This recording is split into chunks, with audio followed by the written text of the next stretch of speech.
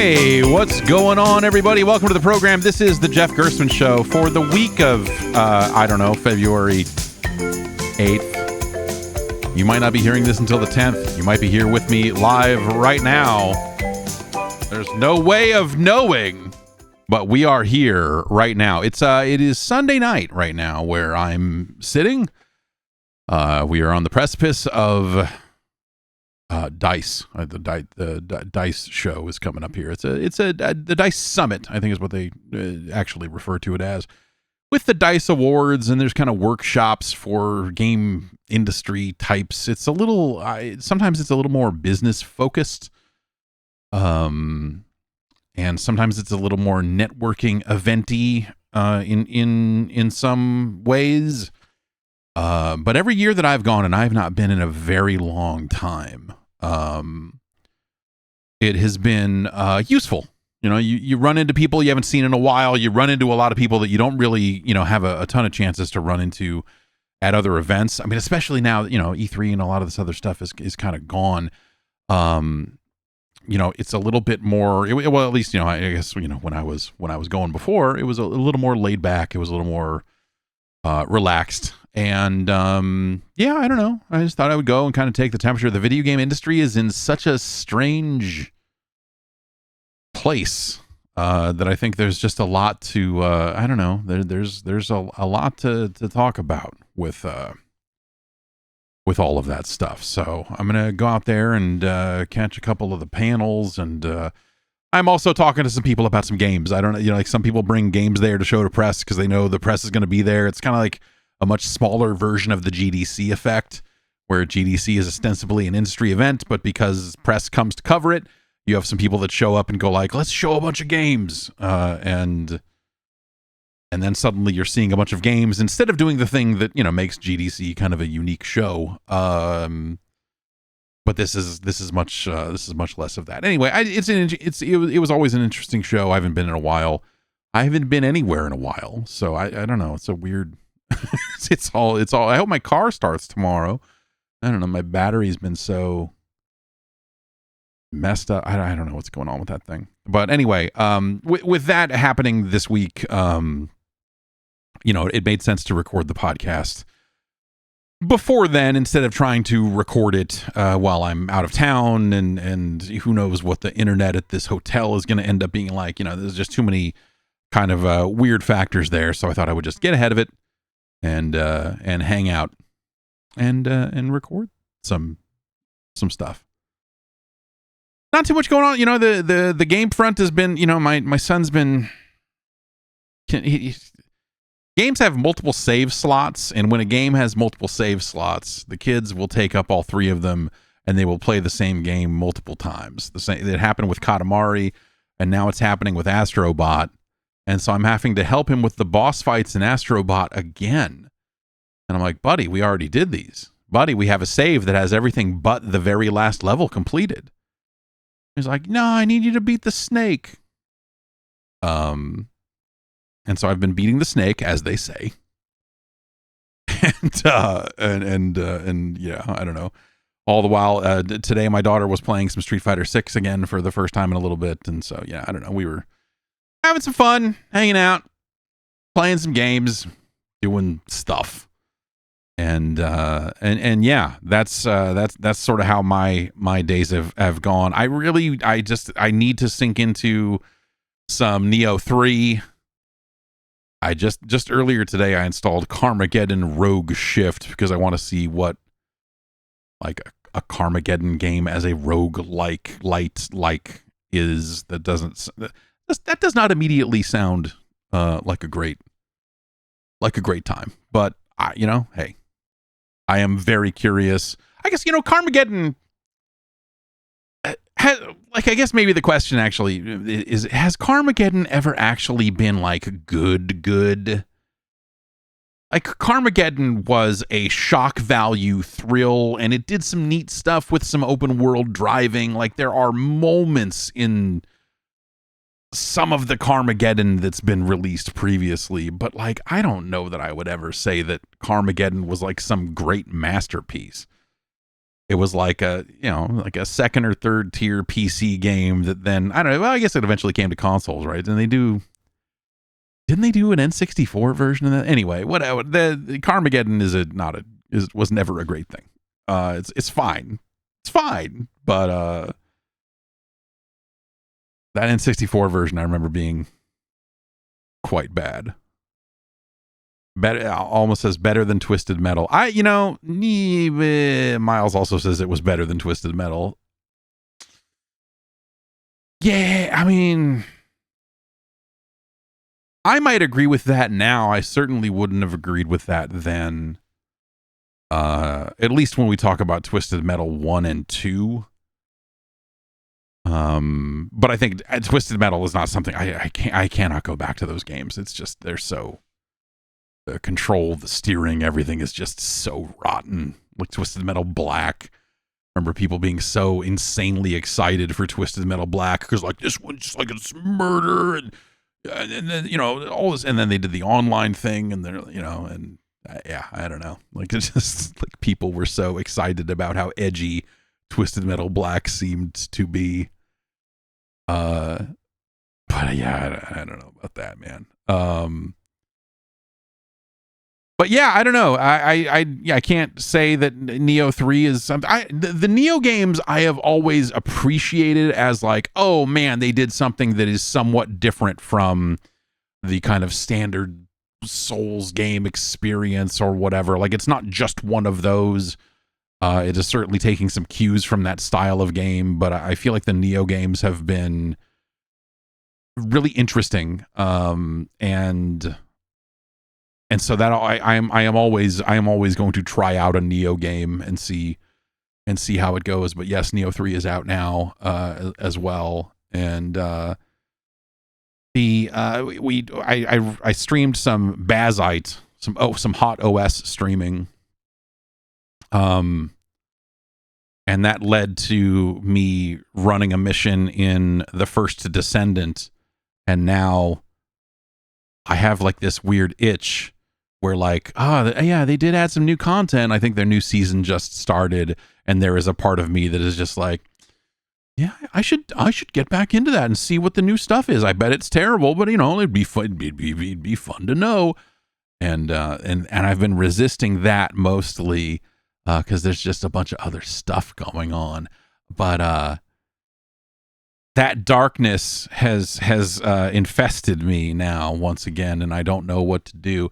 Bazite is weird, man. We talked about it last week that I was having a bunch of trouble, getting it to run properly. Like NVIDIA drivers on Linux in general, and then over HDMI apparently also. It's just like there's a bunch of weird limitations and lack of driver support and what have you that kind of makes that a weird experience. And then I went to I was going to show people like, oh, here's how funky it is.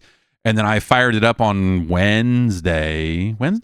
Yeah. And it all just worked. And I was like, that's really weird. And then I turned it on again yesterday and it was all fucked up again. So yeah, I don't know, man, Linux, to be fair, the Bazite website, when you go to download it and you tell it you have an NVIDIA card and you tell it you want to run the like kind of Steam, the Steam OS kind of Steam Deck style experience, they say like, hey man, we got a long list of things you should read before you do that because this ain't ready and it's stuff that NVIDIA needs to fix. It's not all stuff that we can take on ourselves. And so yeah, I don't know. It is not a vital machine in the grand scheme of things, so it's not something I'm spending a bunch of time tinkering with and trying to fix or whatever, especially when they give the caveat themselves of just like, yo, this isn't fixable on our end. NVIDIA needs to do some work. And I'm like, okay, all right, well, all right. They're giving me permission to give up, and I like that. But yeah, that did make me think like, maybe I should play more of the first Descendant, which is that's a bad place to be. I'm in a bad, I'm like on the, it's on, I have this ROG Ally X, and I think I'm going to take it with me on this trip, just to kind of see how it does, in a, I don't know, a hotel Wi-Fi environment, because, you're supposed to travel with it, right? It's a handheld. But I feel like hotel Wi-Fi is always so weird about what it allows and doesn't allow, and are the speeds good or bad, or like there's like all that stuff seems all over the place. So I am going to bring that with me, and maybe I can play some First Descendant on the road alone in a hotel room. No, is that a bad idea? All right, well that's we'll just we'll shelve that for future discussion, I suppose. Why don't we take a break? We'll come back. We'll get right into the news after this. It feels like we really jumped from, hey, it's the start of the year, to, oh, God, we're off to the races. There's no time to do anything. The year is rolling forward. The days are cold and, well, I don't know. It's unseasonably warm some days here. It's just kind of all over the place. And just sometimes there's just no time to get anything done. Sometimes you need to eat well, even if you don't have time to plan, even if you don't have time to cook. That's where Factor comes in. Factor makes healthy eating easy with fully prepared meals designed by dietitians and crafted by chefs. This week they got a grilled filet mignon with a creamy Parmesan shrimp. It's just, they got some really fantastic stuff. Quality, functional ingredients, lean proteins, colorful veggies, whole food ingredients, and healthy fats. There's no refined sugars, no artificial sweeteners, no refined seed oils. Just meals that fit your goals and schedule. Healthier eating, calorie management, more protein. Whatever you're trying to get done, they have 100 rotating weekly meals to keep things fresh and delicious all the way through the winter. You can opt for like a high protein, calorie smart, you're doing like a Mediterranean diet, or you're looking for GLP-1 support. They even have ready-to-eat salads and a new Muscle Pro collection supporting strength and recovery. If you're working out and stuff. It's always fresh. It's never frozen. It's ready in about 2 minutes. No prep, no stress. It's just easy. Stuff shows up. You refrigerate it. You take it out. You put it in the microwave. You make it happen. It's nice. And it's nice to be able to still eat like solid food, like good food, without having time to prep or just having to rely on just nonstop garbage. They even do juices and breakfasts and all kinds of stuff. In fact, you can head to factormeals.com/JeffG50off and use the code JeffG50off to get 50% off and free breakfast for a year. Eat like a pro this month with Factor. New subscribers only, varies by plan. One free breakfast item per box for 1 year while subscription is active.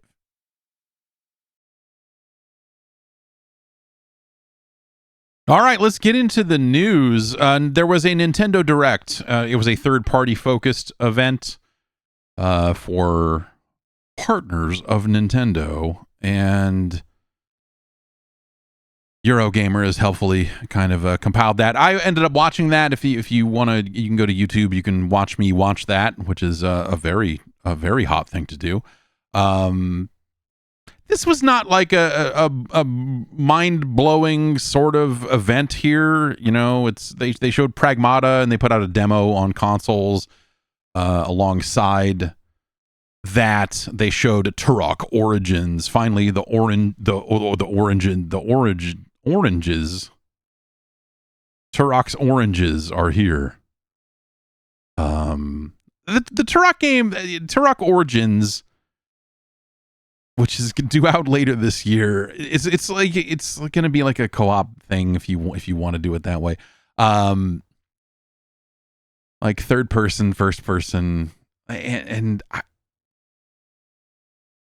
it had a real and maybe it's just because it's the Switch 2 version or something like that. But it had we talk about games around here sometimes as like, this is the most PS2 looking game I've seen in a long time. Like, there was just something about it that you look at and go like, this just looks like some kind of weird throwback.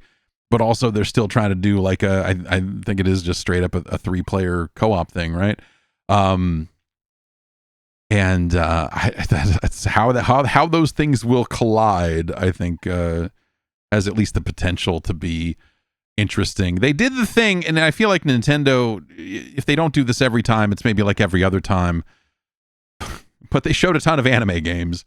Games with anime art styles, I guess I should say. Not necessarily anime games, I think, implies that the game is in fact based on an anime, which is not always the case here. But they showed a bunch of games that had, like some anime vibes, and then like a card came up that said, "Now let's look at some Anime-zing games," and showed like a bunch of anime games, and you're like, "What have you done been showing them? Like, what are we doing?" So yeah, Digimon Story, Time Stranger, Grand Blue Fantasy, and a bunch of other stuff. They announced and then immediately released a new Bomberman collection, Super Bomberman collection, in fact. Super, it seems to imply that it is largely focused on the SNES Bomberman games, Super Bomberman 1 through 5, though it actually does have the NES versions of Bomberman 1 and 2 in there as well. So I got my hands on this collection and played a little bit of it, and it has some concept art, and you can unbox the games. You can like hit a button to make the box appear, and then hit another button and it'll all come out of the box. You can flip through all the manuals. I think it's kind of interesting. It's something to track over the years, like who cares about what and when did they stop caring. But like the manuals are like unedited. Like it says Super Nintendo, the Super Nintendo logo, and I've been playing it on PS5 for the record, not on Switch 2. And it has all of the like front page, like do not submerge your Super Nintendo console in liquid, like all that kind of boilerplate legal, danger stuff, like stuff that gets cut out a lot, or like the boxes get edited to remove the Nintendo logo or whatever. Like all that stuff is like pretty much intact here, which is nice. I don't know. It's not that big of a deal either way, but like the edits always really stand out to me as a really strange thing, and so it definitely stood out to me that they had not made major edits anyway. I didn't sit there and compare manuals to the real thing. At the end of the day, it's Super Bomberman 1 through 5. It's local play. It's not online play. And I think there's a much more interesting Bomberman collection you could do. Saturn Bomberman is still out there waiting to be re-released. You could release High 10 Bomberman, the weird, very early, like, this is HD TV. This is high def television. This is what it looks like, and we've made a Bomberman game to take advantage of it. Saturn Bomberman is kind of the same concept in some ways, but High 10 Bomberman is like it's a custom board, and they took it around on tour, I think, when it first came out, and never really released it because at the time I don't think anyone had HD TVs anyway, so it wasn't like it just wasn't something that they mass produced. And so there's that, and that would be kind of neat to see. Or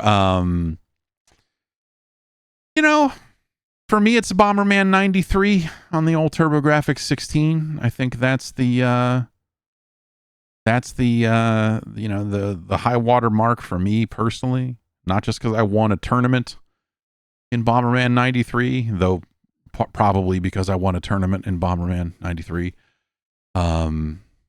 Still, Turbo Touch still owes me a trip to Cancun as far as I'm concerned for winning that tournament. But like, yeah, I don't know. These Bomberman games are not necessarily the ones that I'm looking for. They do a nice thing on the menu where they show like, hey, here's the new additional stuff in this one. So you can look at it and go like, oh, here's where the mounts came into play. And here's where you could pick up the other Bombermans and throw them around. And here's where you could, like they show what new power-ups are in each one. And so you can kind of like figure out where your sweet spot is. And that's kind of cool. The weirdest thing about this is when you scroll through the credits, a French team named Red Art Games made this. And near the end of the credits, like I put on the credits because I was curious, like who did this work? Like it's clearly none of the usual suspects for emulation work. Like what is this? And it gets to the end and starts to show like, games have to credit the fonts they used and all of this kind of like open source or middleware or whatever. and it starts scrolling on, and you see Ares, which is an emulator, and you go like, oh yeah, okay. I was wondering what, if they licensed an existing emulator. And then right after Ares, it says Snesticle. Snesticle, the old timey SNES emulator from the Dark Ages. It is listed apparently they used Snesticle, which I went and looked, and you can go grab the source code for Snesticle off of GitHub. It has not been touched since like 2004, apparently, and even the GitHub upload is like 5 years old at this point. And that's ridiculous. Like, what? So Snesticle, after looking at it and looking at the licensing for Snesticle, it seems like it is the most like freely available source code, or some of the most freely available source code. The licensing is very permissive if you want to use it in a commercial project and all this other stuff. And so that's why you would use that instead of maybe some other more modern Super Nintendo emulator. It's one of the reasons why you might do that. Because other developers might want money for it, or that you'd have to contribute your changes back to the core, or like other stuff that happens in open source situations. For the NES games, an emulator called CDD NES has been licensed, and that's like you can find that as well on GitHub. It's not one of the common NES emulators around, but it is supposedly cycle accurate according to the GitHub repo, and also it was something that was largely built as part of like Parsec, the streaming. If you want to stream your game footage to someone else so that they can play with you, it seems like this emulator was largely produced to kind of fit into Parsec and be used in that sort of environment. But I'm guessing it is just a situation of like, what's an NES emulator we can use that has like a really lax license that we won't have to like pay a bunch of money for, or whatever. Yes, as Fat Scout says, yes, apparently, yes, Super Punch Out was in one of the Fight Night games on GameCube, and apparently Super Punch Out used Snesticle as well, which is crazy. So yeah, that is in some ways the most interesting thing about Super Bomberman Collection. It's fine, if you want to play some multiplayer Bomberman and you want to do it locally, and you have enough controllers and all of that stuff to do that, then you can absolutely do it. That stuff runs well. It's fine. It's not flashy. It gets the job done. It has the manuals. It has a bunch of art and pictures of Bomberman, and multiple regions as well. If you want to run the Japanese versions of the game, you can. If you want to run the PAL versions of the game, you can, and see those versions of the manuals and all that sort of stuff. It's kind of funky how you get to the different versions, but like whatever, it's in there if you're looking for that sort of stuff. So they announced that as part of that as part of the Nintendo Direct. They showed a Star Trek Voyager game that had a weird like side view of the ship that kind of looked like either XCOM's base view or like Fallout Shelter or something, which is kind of a weird thing. That's out relatively soon. Resident Evil was shown. They closed with ya boy Todd Howard, who got out there and they showed Fallout 4 Anniversary Edition. This is available on other platforms. It's just a bundle of the existing Fallout 4 package. It's not some remaster. It's not some big new Fallout 4 package, but it is coming to Switch 2 this month if you want to do that. Indiana Jones was also shown. That was already announced. That's out in May. And Elder Scrolls 4 Oblivion Remastered was also briefly shown, and that'll be out later this year. Yeah, a handful of other games, your Tokyo Scrambles, your Scott Pilgrim EX's, Final Fantasy VII Rebirth, the original Hollow Knight will be coming to Switch 2, or I guess it just came out in conjunction with that thing. Orbitals, that game, that co-op only game with the hot anime style. They showed a fair amount of that, and that continues to look really cool. And yeah, I don't know. Tokyo Scramble looks like a real mess, and I don't know. This is just I don't know.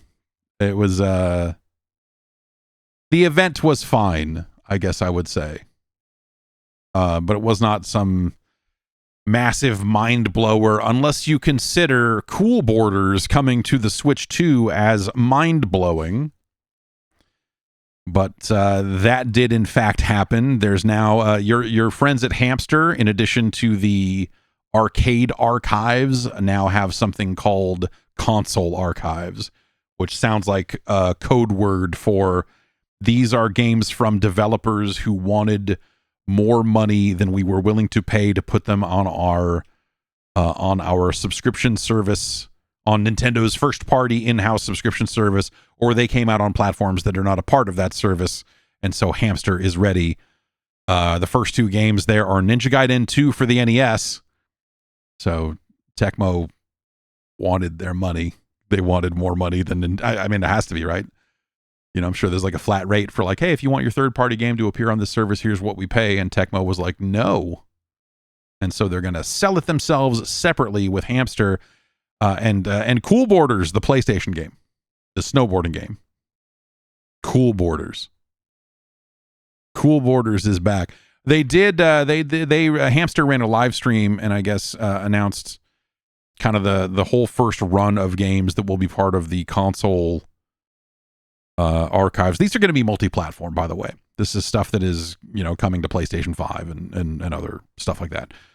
Doraemon, Nobunaga's Ambition, Mag Max, Sonic Wings Special, Desimon Plus, Rhapsody, a musical adventure, Master of Monsters, Disciples of Gaia, Monster Rancher Hopabout, which is a choice, and UFO, A Day in the Life, will all be part of the first batch of console archives games.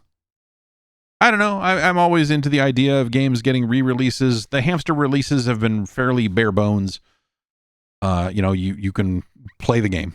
And most of them have been arcade games up to this point. And so it's like, we'll do a ranked mode where we have leaderboards, and maybe we'll do like a caravan mode where you see how many points you can get in 30 minutes, you know, like that sort of thing. It's been fairly light.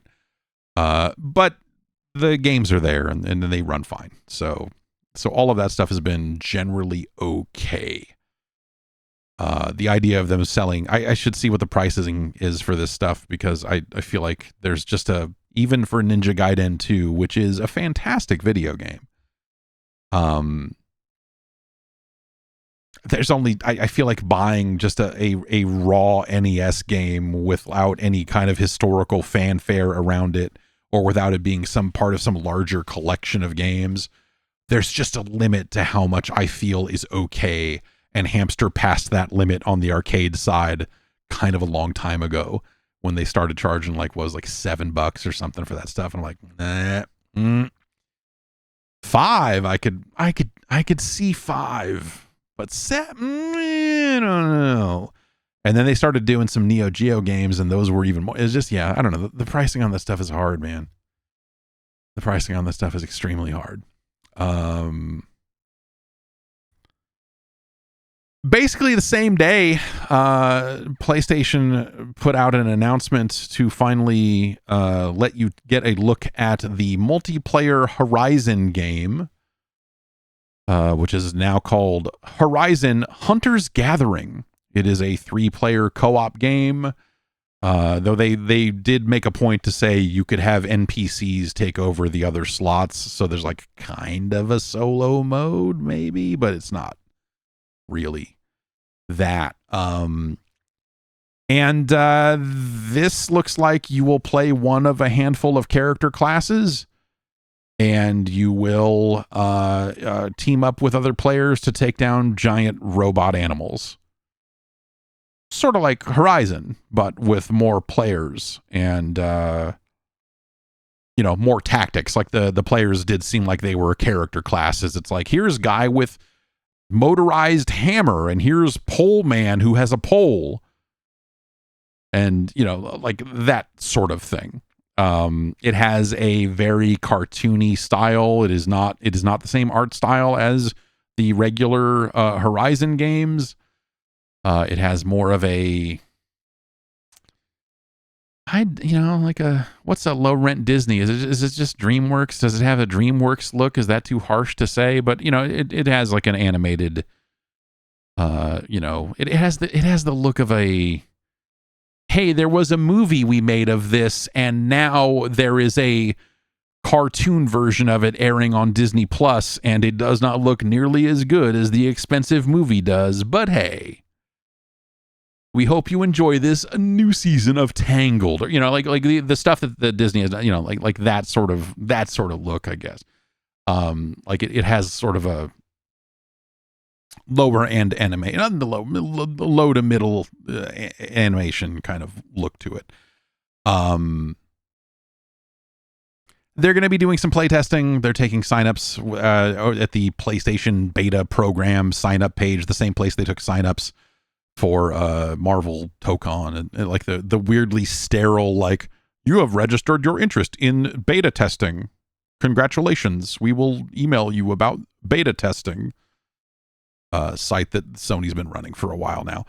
This was kind of a weird announce because they put out like a 10-minute video and spent a long time explaining it. It's like they opened with people from Guerrilla getting on camera and saying like, hey, don't worry, we still make single player games, but we're making something a little different. And then later on saying like, hey, this gameplay footage is not done. We are still hard at work on the game. Like, it was a weirdly like they it's like they wanted to give themselves as many outs as possible. Like, it just came across as that they were not super confident in the thing that they were announcing, which I think lines up with some of the stuff I've heard about some reactions to it internally. But we'll see. I don't know. Like, it's I think when you get to the core of it, the idea of we are working together as a trio to take down gigantic robot animals, I think that, if you have the right abilities to make that fun, where it's like one player's got to do this to kind of snare him, and then another player's got to get up here and do this, and then someone else jumps up here and tries to do damage, or, like whatever the cycle is. I think if the player classes and abilities and whatever else, if that stuff synergizes in a really cool way, like, there's a way to do that looks good, feels good, and like, wow, we worked together to take this massive thing down. That's a big if, right? I don't know if this, like, looking at it, you're like, okay, I don't know. Like, Aloy is in the footage for like a brief moment as like, hey, hi, I'm Aloy. You won't be playing as me in this game. I'll see you around. Like, I'm out here doing this. She's the boss. Or, like whatever. Like, there's a little bit of her in the footage, but it's clear that the game is not about her.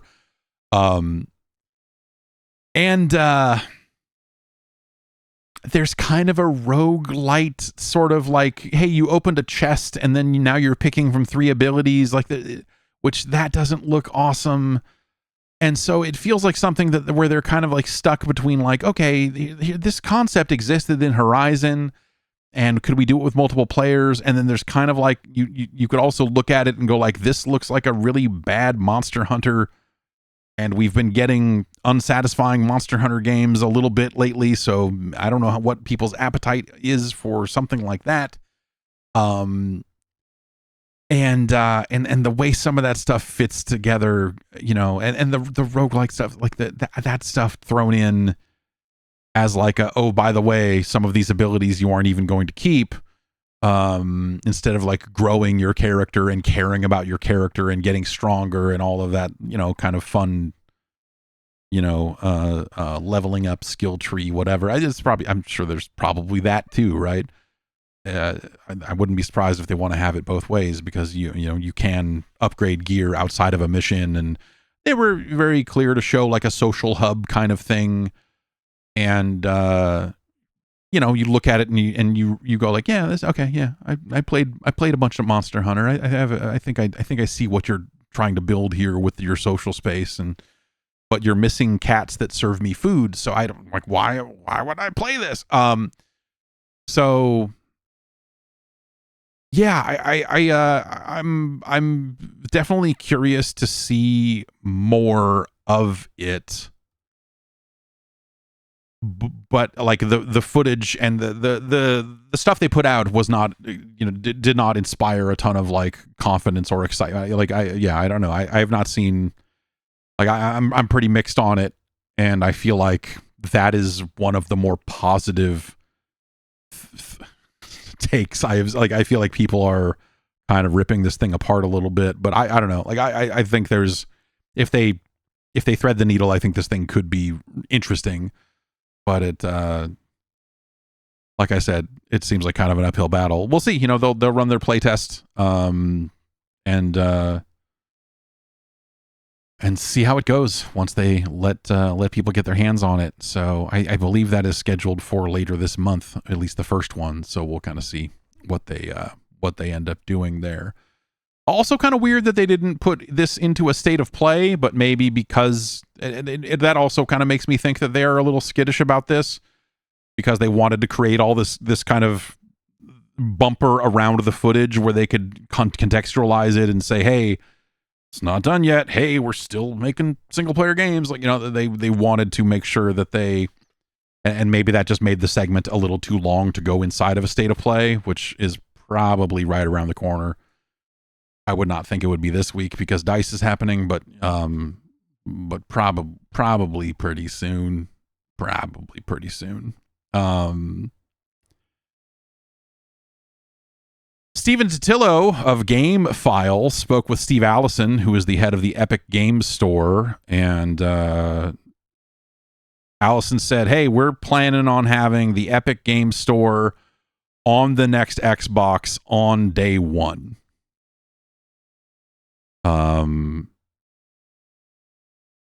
And kind of gave some quotes around that. Like, yeah, we're going to be there like on day one. That will probably require us to build in whatever their requirements are, some sort of software to support that. We definitely plan on being on the new hardware because unless their policy or stance on it changes, they're telling us that they're going to welcome that. So, yeah, I mean, like not that big of a deal when you like walk that all the way out and go like, yeah, I mean, the next Xbox is a computer. So of course it would be able to run the Epic Games Store. But, Microsoft hasn't quite confirmed any of that stuff yet officially. So this is, kind of inching stuff ever so closer to that stuff being formalized and that stuff kind of being the new normal for whatever the next Xbox is going to end up being. Steve Allison also had a lot to say about the quality of the current Epic Store client, which he's right, it's bad. He's right, it's no good. And they are aware of that, which I suppose it's always nice to hear someone from a company go like, that thing you don't like? Yeah. Yep. Yeah, it's not good. We're going to do stuff to it. Will that bring more people to the store? Yeah, hey, that's a larger question. I don't know. It's a Fortnite launcher for a ton of players. I still have Fortnite installed, I realized, because I don't have it installed in the Epic client. I have it installed through the Xbox app because when they added all the like Xbox Game Pass, you get the Battle Pass, all this other stuff. I was like, oh, I should install Fortnite, and I don't think I've actually launched it, but it is there. It is there. They're going to make a Baldur's Gate television show. This is according to Eurogamer, or actually originally Variety. HBO is developing a TV adaptation of Baldur's Gate 3, is kind of specifically how that is framed. The co-creator and showrunner of The Last of Us, Craig Mazin, is going to be the showrunner and executive producer of this Baldur's Gate series. I mean, hey, The Last of Us is wrapping up. Why not? Why not roll on to something else, I guess? Larian is not going to necessarily be directly involved here. You do have to remember that Baldur's Gate is a Dungeons and Dragons property, and so it's all Hasbro'd up and all that other stuff. And so it's not that it's necessarily,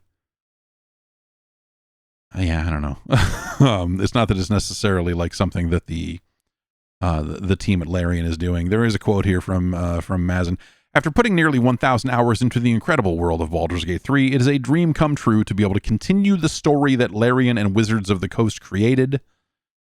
I am a devoted fan of D&D and the brilliant way that Sven Vink and his gifted team adapted it.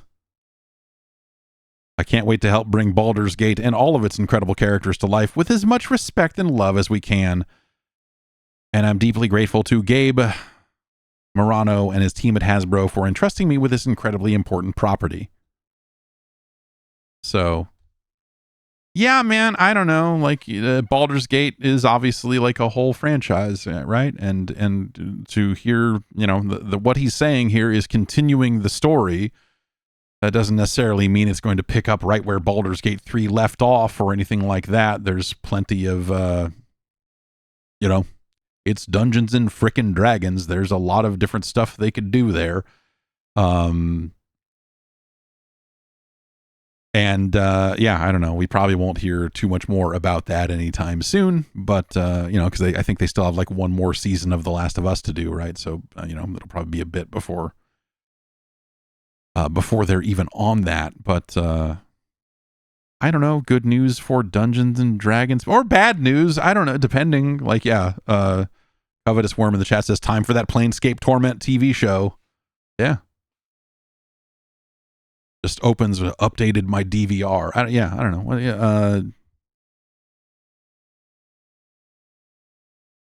It is interesting to see. Yeah, it's still kind of crazy to me that Baldur's Gate 3 came out, was as well received as it was acclaimed as it was, all of that other stuff. When you think about Baldur's Gate 2 and how people loved that fucking game, and it took so long for something else to kind of reach that level. But yeah, I don't know. That's cool. I don't know. That's not. At some point, you're just making a Dungeons and Dragons TV show, which is fine. I don't know. Like, isn't that basically what Game of Thrones was? Just, obviously not licensed, but come on, man. Look at that dude's beard. That dude's writing books and just going like, we're going to roll a D20 and then write down whatever happens. That's the only way I'm going to get these books done.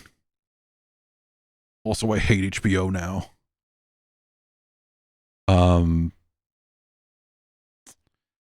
Talked about this on the bonus podcast last week as well, but just to kind of briefly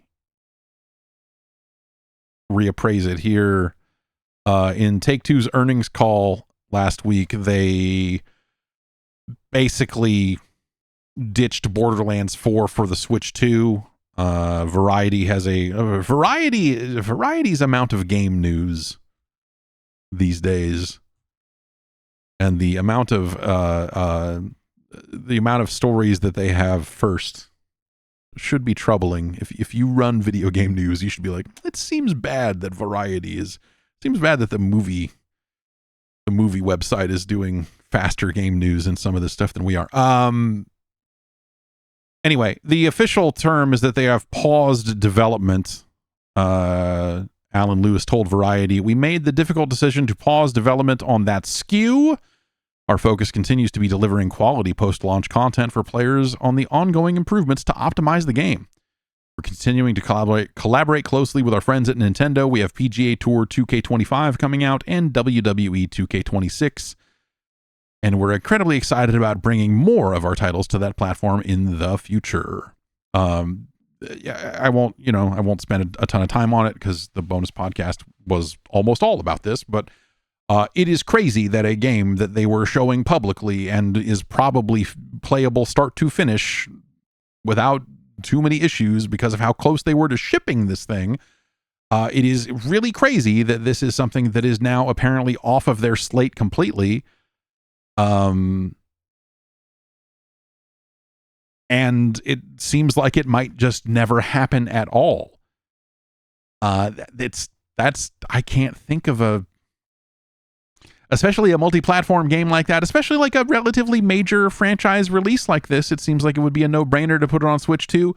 The other thing is, like everything I heard about the game and where it was at in the basically around the time of the release of the other versions of the game, talking to, a couple of people about where the Switch 2 version was at and how it was coming along. Nothing sounded like a 5-alarm fire. It sounded like, there's some optimization stuff that just kind of needs to come together, and it's running solid 30 here and it's doing this and that. Like it's like no one was talking about it like this thing's a fucking shit show. Oh my god, I can't believe we're gonna put this out. Like it like the sound of it didn't sound like that ever to me. And you talk to different people, maybe you'd have a different read on where that game was at. Either way, they decided to bail on it. Remember, they did push it back because it kind of got pushed back in the wake of the other versions of the game shipping and running like shit. And if you'll remember that Randy Pitchford, head of Gearbox, was out there, saying all kinds of stupid shit on social media to people who were giving him shit for the game not running well on PC.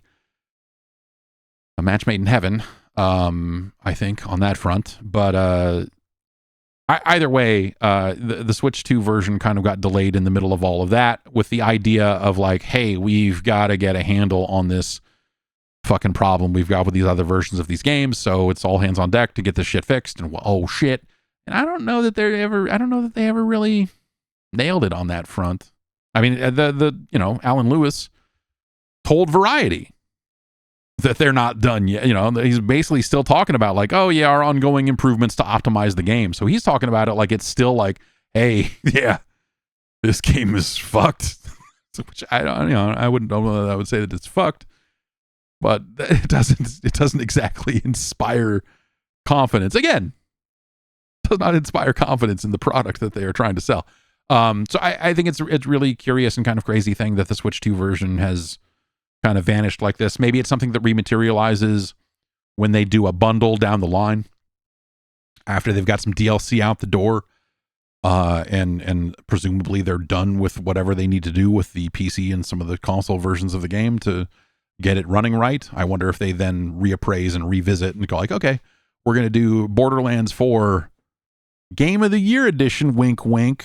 It's going to come with DLC 1 and 2, or whatever, some kind of bundled up thing. And maybe they put that out on Switch 2. I would not be shocked if it showed up like that down the line. Because again, a lot of work went into it. And optimization stuff, it just seems that stuff seems doable. I don't know. It's just it's crazy to me. Also, speaking of crazy, Build a Rocket Boy, developers of Mind's Eye, is once again in the news over at Insider Gaming, where the co-CEO alleges that 1 million euros were spent to sabotage Mind's Eye, and that they are looking to pursue legal action. This is a news article citing sources who were able to see that meeting, but okay, I guess it was a video meeting that Insider Gaming has seen, but is not able to make public. But the meeting took place in late January, and this is Mark Gerhard, who you may remember as the guy who was saying, we've been sabotaged. They're you know who they are. The forces are trying to stop us from making this amazing video game. And so basically the opening of this call, according to Insider Gaming, is that they've caught the guys who've been sabotaging Mind's Eye. He goes on to say that it's a very big American company, but it's probably not the company you're thinking of. Okay? So not what? Honda? Who Ford? Like, what's the U.S. Steel? Rockstar? Like, who's the, like, PG&E is doing it. It's not enough for them to set the Bay Area on fire every year. And so the chain here that he is alleging in this video that was, again, meant to be an internal meeting, which I think probably says something about employees' faith in the leadership of the company that they're so ready to leak this thing and just go like, look at this fucking guy. He goes on to allege that a big American company paid a UK-based company known as Ritual Network, who, according to Insider Gaming, again, Mark Gerhard claims they are a bunch of gangsters, is the quote, and that Ritual Network carried out the sabotage. Ritual Network is it's like an influencer company. It's one of those like, hey, are you on YouTube or TikTok and do you have a lot of followers? Do you want to have a bunch of fucking ads on your shit? We're a network that does that. I don't know if they're good or not at doing that. I have no idea. But that is, when you go look at the website for Ritual Network, you're like, oh, it's one of these. It does not say, hey, we're a bunch of gangsters, but then again, you wouldn't say that. Apparently, there is someone named Cyberboy with an I who is creating content out there, who I guess also is getting some sources that work at Build a Rocket Boy, and so is kind of reporting from the internals of the company. Gerhard claimed, like, supposedly was going to threaten. He posted something on Discord saying, this is a cease and desist, which is like, I don't know how that works. I feel like you got to get a lawyer. To send something to Cyberboy instead of just getting on Discord and saying cease and desist of covering our stuff or whatever. Some of this I'm just going to read from go to insider-gaming.com if you want to see this full story. It's fucking it's crazy. According to Gerhard, the company has been paying several influencers, including Cyberboy, 3 journalists, and Build a Rocket Boy employees to harm Mind's Eye and Build a Rocket Boy's reputation. In the meeting, Gerhard alleges that all of these individuals will be served in-person criminal complaints shortly, and that the criminal charges are for espionage, sabotage, and criminal interference. And then there's another quote from here. Everyone who's involved has real problems, including the company behind it. This is the start of our comeback.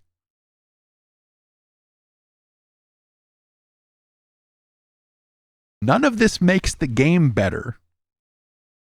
Like, we will talk about a comeback. None of this makes Mind's Eye a game that you should probably download and play. They have been patching it and doing things, relatively quietly because everyone has moved on and forgotten that this game ever existed. And so I don't think it has the level of technical problems that it had at launch. And so now it's just an incredibly boring third-person open world with an empty open world action game. And I found it to be incredibly boring. This stuff is the only intriguing thing about it. There's nothing in the game that is intriguing. There's nothing, it has zero personality. A lot of really flat voice acting. It's just like, you're just like, why are we, what? Insider Gaming went ahead and contacted Ritual Network for comment and got this quote back. Ritual Network is a creator support platform and is not involved in the matter you referenced. We are not aware of any legitimate legal action involving Ritual Network and have not been provided with any evidence supporting these claims. Any suggestion that Ritual Network is connected to these allegations is incorrect. Sounds like something that a bunch of gangsters would say, if you ask me. They also went to Build a Rocket Boy and asked for comment on the allegations mentioned in the meeting. And they admitted to, they admitted to at least part of this publicly, which I think is a choice. We don't comment on leaked internal communications. Sadly, we do have evidence that there has been a coordinated campaign to purposefully and maliciously damage Build a Rocket Boy's reputation and undermine confidence in Mind's Eye. We are working with our legal team and taking steps to address this.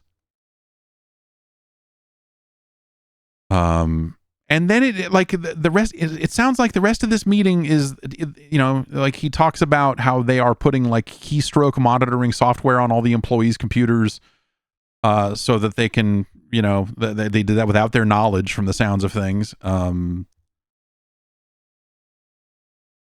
But they are trying to improve security, which I guess, considering we're reading a news story about this, means that the security is not great.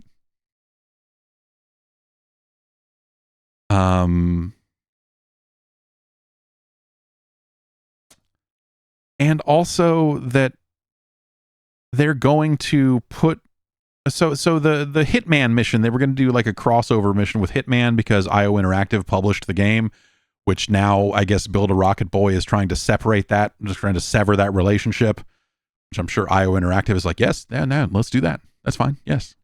Cool. Let's not work with you. Let's not do that. So I guess that Hitman mission has gotten canceled in its tie-in form. And so they're going to retool this mission to make it about the espionage and use the names of the people that they are accusing in it in some way. The quotes here, let's have some fun with it. Let's tell the community. This is Mark Gerhardt in this same meeting. Let's have some fun with it. Let's tell the community the story before it even plays out in court. So, I think this is not us being the victim. We've taken a couple of punches. We kept turning the other cheek while we got our house in order. And now it's time to start judoing this right back at them. And, so let's have some fun with it. At the end of the day, we're storytellers. We're game makers. I have no notes. Great. Yes, you should do that. You should absolutely do that. You should absolutely do that. What a fucking... All right. And this date already came and went, but the Insider Gaming says the meeting ended with Mark Gerhardt saying that he believes February 4th is a defining chapter for the game, as the game will run as a live service, but stressed that the call was to share the huge news that those involved in the alleged sabotage campaign had been caught, and that lawyers will have served them or serve in the process, or are in the process of serving them. And there's one final quote here. You guys will get a fair... He's talking to the developers of the game, the ones that are still there, I guess. Obviously they did have to lay some people off, and I think the whole studio was under administration, wasn't it? I don't know where that ended up, if it was the full studio or if it was just some large part of it, or what they had to disclose. You guys will get a fair chance to have your game seen and enjoyed by players without the manipulation that has happened and the criminal behavior that has happened. And yeah, please bear with us, guys, in terms of additional cybersecurity controls. It's only there because of what we've been through, and I want to make sure that I can protect you guys going forward, and no one in the team is able to sabotage your work, your careers, and your studio. I'm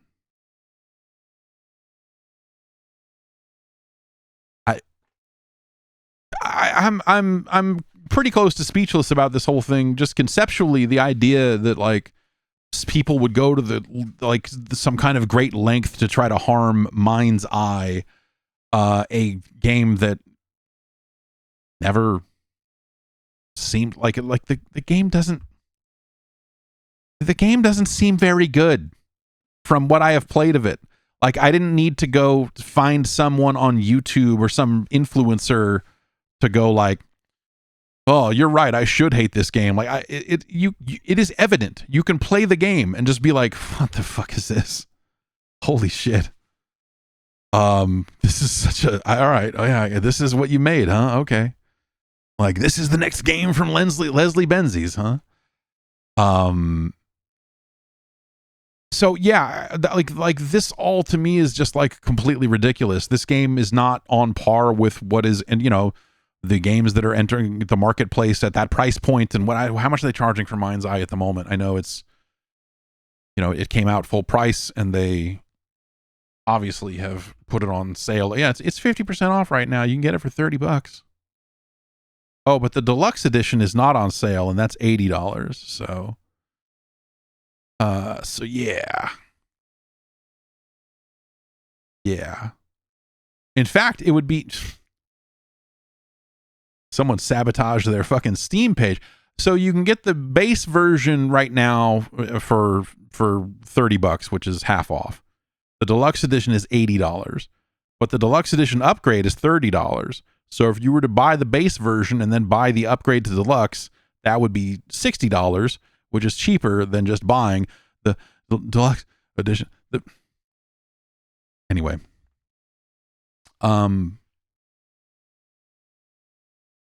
yeah, I don't know. When you think about this game's or this studio's origins as trying to make a game creation toolkit that seemed very blockchainy, that then had to pivot into like, oh, we're going to ship a game that was made with those tools, and it's called Mind's Eye, and it's going to be this, and we're going to make some stuff that's going to go in it too. You can see the power of the tools, and like this just feels like they made some bad calls about what they could do. When it comes to the, you know, whatever the nature of that game, they were like, at some point they pivoted and when we got to ship something, we have to get some money coming in or something to that effect. That's what it looks like to me. That doesn't look like sabotage unless like this internal sabotage was someone showed up and said, let's make a blockchain game. You should sue that guy. Whoever said that, whoever showed up and said, let's do a thing. Let's do like an NFT game.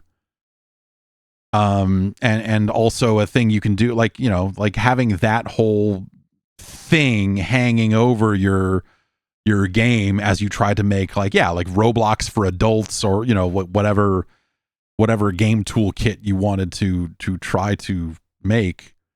The whole thing just seemed like a really questionable choice. Like even before, like, I think there was, you know, the sniff of blockchain, the stink of blockchain was theoretically on it, which when they initially announced it, I don't think it had anything to do with that. And maybe I'm misremembering, but it is, I don't know. It's been a long road. It's been a long road for Build a Rocket Boy, I suppose.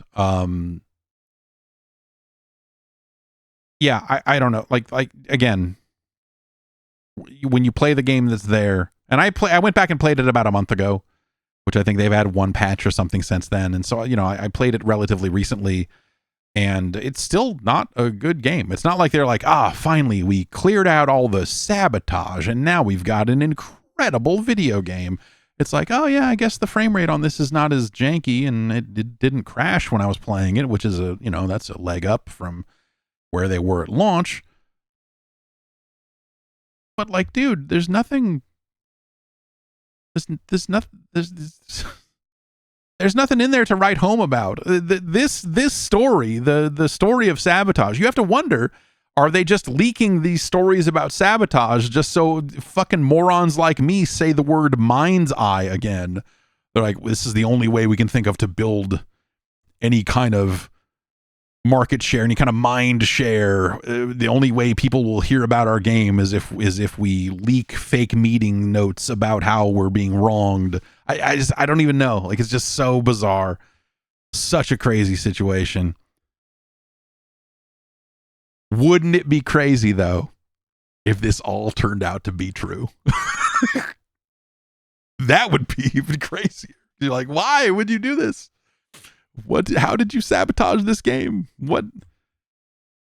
That's what I would love to see, like some concrete, like, here's what we think was sabotaged, and like, you know, was a bunch of work deleted that they then had to recreate on a tight timetable? Did like, we sabotaged the server and thermite on the server rack, or, you know, like what the fuck are they saying?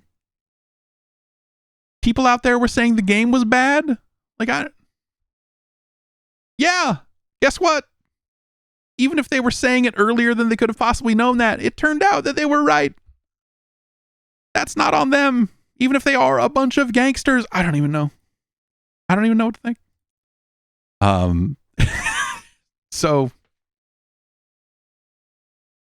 we'll see if anything ever comes of that. But I don't, like, that just sounds like, you know, you look at it from the outside looking in, and you just go like, is this just like finger pointing? Like, you can't possibly take it on the chin and say, hey, we maybe made some, like, maybe the leadership of the studio made some bad calls. It's got to be this external thing. Like, you've got to try to deflect it somewhere else or something? Because like I don't. Is it just a situation where you're like, well, I mean, this is the game I made before this was a Grand Theft Auto game or a Red Dead or something like that. It's just, clearly there's got to be some kind of thing going on. Rad Jago says maybe it's an insurance scam. I don't know. Yeah. I have no idea what would even qualify here as sabotage, other than like, okay, like was there a concerted effort to say the game was bad pre-release or something? Because no one was talking about this game at all. There was no like pre-release. This was something I was like, oh shit, that game's coming out.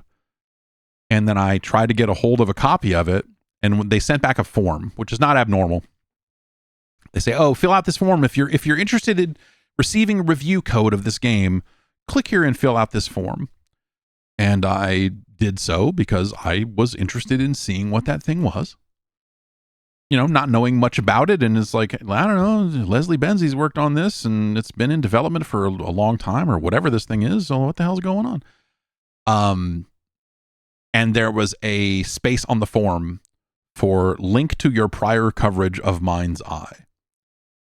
And not always, but sometimes you can look at something like that and just the alarm bell goes off of like, oh, they're super not going to send out any review copies of this. This is them going like, we think that people are out there. They've already made up their mind. It was just like a thing of like, because I was like, who the fuck has talked about Mind's Eye other than a few days ago when they, pre-release, when they, put out a trailer and a couple of other little things. Like no one had covered Mind's Eye because no one knew Mind's Eye was fucking happening. Like that week I was saying like, hey, Mind's Eye is coming. It's the game from Build a Rocket Boy. It's the game that Leslie Benzies has been working on. And like, I would say 100% of the people in the chat that day were like, what the fuck are you talking about? And then, like, what do you mean this game's coming out? And most of the people had no idea that the game even existed. So like to say that there was some massive sabotage, unless they were like, what, are they going around ripping down the flyers you put up? For, hey, our new video game's coming out soon? Were they sabotaging your ad buys or what? Like, it's just, again, they didn't do a good job of getting the word out about their thing, except for the part where they probably should not have gotten, with the state that thing was in at launch, they were maybe right to not spend a bunch of time promoting it. Now it's probably a little more promotable because it's less broken, but I just don't. It's mind-boggling. One of the great mysteries of our time. Like what is... I'm a guy with a gizmondo in my garage, so, I love a good conspiracy story. But like, yeah, I don't even know what to make of any of this stuff. So we'll see if we hear the name Mind's Eye ever again. I don't really know. And that's it for the news. There's, Rave Racer, like part of that Nintendo Direct thing was that Rave Racer, the third Ridge Racer game in arcades, was coming out. And that's kind of cool if you have not played Rave Racer, because there was no home version of that. The Japanese version of the Nintendo Direct got a Power Pro baseball game and a big old Goemon collection that is not going to be sold in the States. In fact, it's on Steam and it is region restricted on Steam, which I think is, you want to talk about criminal acts, you want to talk about sabotage. It's not selling people Goemon games. They don't want to localize it. I mean, like a lot of these games did not come out in the US. They don't want to hack a bunch of ROMs and localize it. They want to just do a quick job and release it and be done with it. And, maybe they'd get around to localizing it and putting it out later if it seemed like there was a lot of interest. But these are like relatively text-heavy games that, most of them were not, most of them were not released in English. So. And Power Pro, the baseball game, obviously is a licensing thing. Maybe they don't want to release it at all, but like also, I think you have to deal with like, okay, You would have to localize it to strip out all the Japanese teams, and you would probably not be able to get an MLB license easily because there are enough of those already around, between obviously MLB The Show kind of having the lock on simulation style games, but then the kind of other stuff out there. So it's understandable why Konami would not put that game out in the US either, but frustrating in its own weird way. That is going to do it for the news. Let's take some emails here.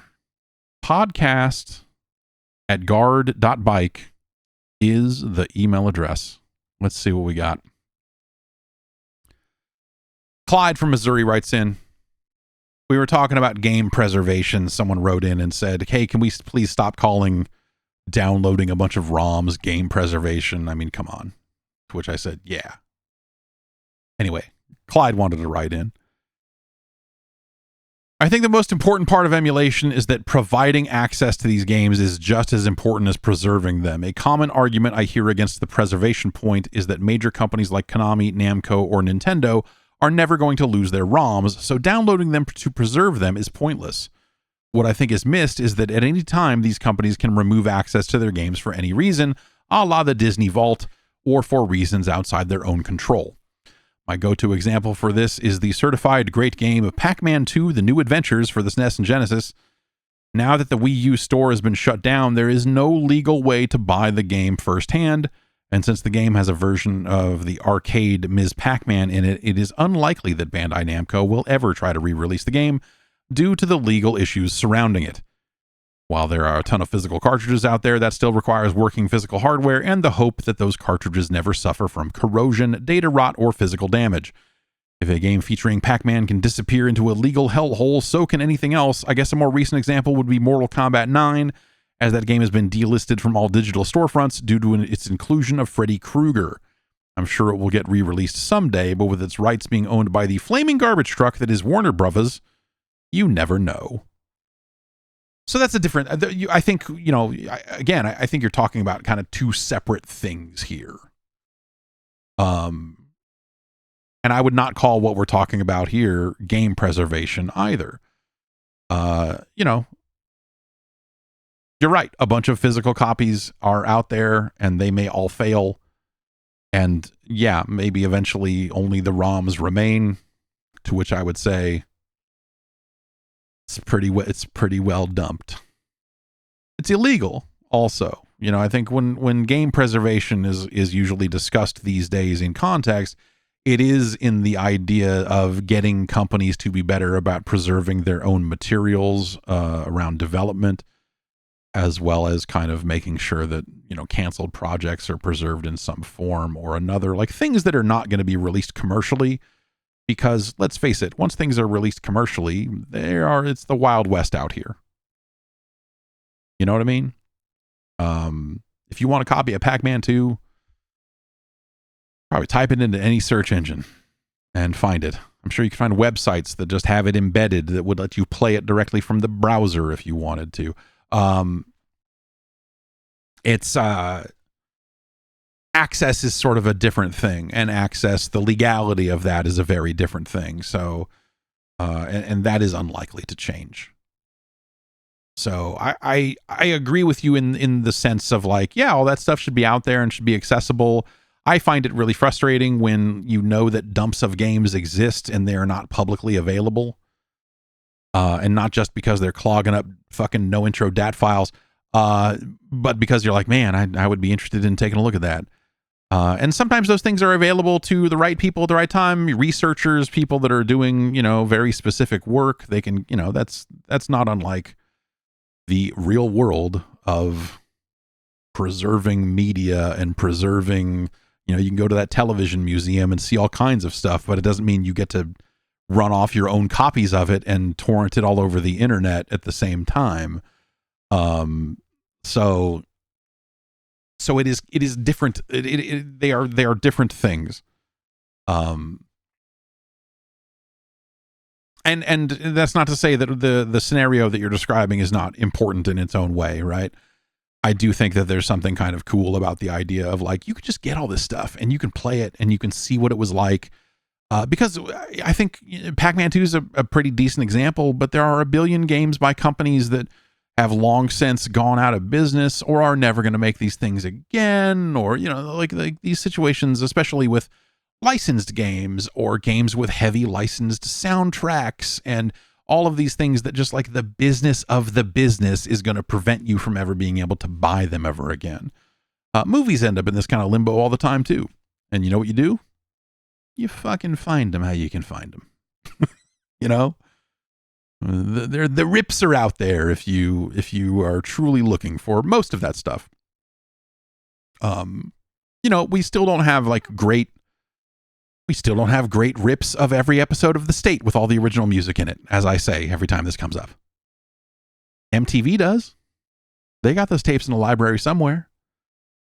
And we'll probably never be able to get them unless we steal them. You'll probably never be able to get Pac-Man 2 unless you steal it. The ethics of that I leave to you. You know, I think everyone's got to make their own little judgment calls about what they feel is okay or not okay on that front. I ain't your dad. You know, you figure that out for yourself. But like, yeah, I don't know. Like a lot of these games are never going to be sold again. So who, you know, it does not hurt anyone. You could make that argument, except for in a general sense, like, oh, I'm too busy playing old games to buy new games. I don't know. Maybe there's some horrible case that someone could try to make there, that would be really dumb, but maybe you could try to do something like that. But it's great that so much of that stuff is just out there and you can just, you know, you can click a couple of buttons and get pretty much just about everything you're looking for, up to a certain point. You know, I don't know, like modern games, you know, you still don't have good, easy ways to play those or run those or whatever, but those are modern games that you can still buy in stores. So it's not really the same level of concern. But, you know, eventually there will come a time when we want to preserve all of the work of, what is it? 17 Studios? Is that the name of the company? And you know, who's gonna do that work, right? Who's gonna preserve Hentai Balls 3D or Hentai Photo Kanashan or any of these amazing Nintendo eShop releases, right? Like that's the real. You know, we will eventually lose out on all of that stuff. I wish if I had my Switch 2 here, I could pull up the eShop and read you a list of this stuff, and you could. Here we go. All games by 17 Studio. Is this Nintendo Life? Do they have a good complete? I don't think this is a complete list. Magic Hentai Puzzle, Hentai Tales Bundle. They had a bundle on the store. I was looking today. $199.99 for like 8 of their games. Hentai Photo Mokusei, Hentai Paradise Volume 2, Hentai Paradise Volume 3, Hentai Paradise Volume 4, Puzzle World, Funny Dogs, Hentai Party, Cyber Girls, Hentai Desire, Sexy Waifus, Hentai Gallery, Cute Girls, Hentai Puzzle, Muscular Guys, Hentai Photo Collection 8-in-1, Hentai Balls 3D, Heavy Attraction, Kuznetsk 1997 Detective Visual Novel, and of course Call of Beauty, which has the which is a takeoff of the Call of Duty logo. None of these, even Panty Match Girls, none of these games have any nudity in them. And I think it's a really disturbing use of the word hentai. I think it's a really filthy, you know, and misleading use of the term. Puzzle World, Neko Girls, Hentai Gallery, Perfect Bodies, 9/11, Prey. Oh, I guess that's, sorry, 911, Prey. Close enough. Yeah, so we are going to need to preserve all the works of 17 Studio, and I hope that someone is doing that work. Kyle writes in, we talked about the WWE 2K26 packages, the different versions of the game they're selling last week. And Kyle wrote in to say, hey, it's even worse than you think, because they also have these premium ringside passes, which we mentioned talking about the what comes with the different versions of the game. It was like, the base model only comes with none of them, and then the $99 version comes with just season 1, and then this one comes with season 1 through 3, and this one comes with season 1 through 6, and all of that. But they have since confirmed what is in those ringside passes, and they're battle passes. I mean, unsurprisingly, they are 2-track battle passes, a free track and a premium track. They do not expire, so once you buy them, you can apply your XP to whatever active battle pass you want to use. The catch here that I think makes this, that is making people so mad, is that they're going to put actual characters, actual wrestlers onto their battle pass. I feel like normally, and it's a different thing because they aren't named characters in a sporting game, a sports style game where you want an individual character and all the things that come with it. Normally it's just skins, right? Normally it's like, oh, on the battle pass, you get a different skin for this Call of Duty man than the one you get normally. Or like, if there is a new character in the Call of Duty battle pass, you get it as soon as you buy the pass. It's like, you get the character, and if you finish the battle pass, you get a cool skin for this character.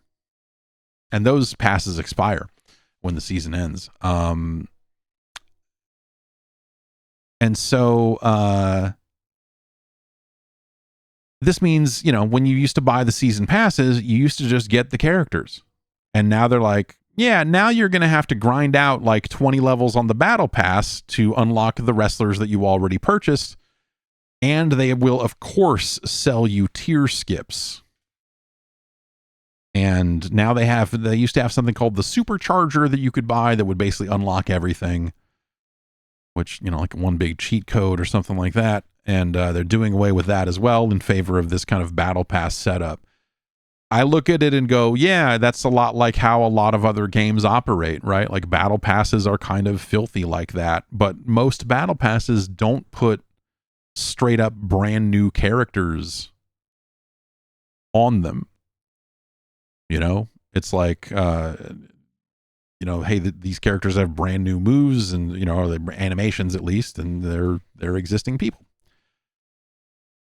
At least that's the theory. I mean, they could all just be like, here's the 1997 version of The Undertaker, and here's the 2002 version of The Undertaker, or what, like maybe they end up all being stupid versions like that, but that's typically not how they do it.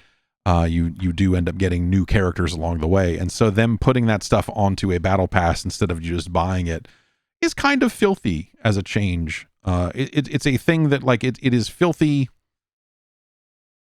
only because they were not doing it that way previously.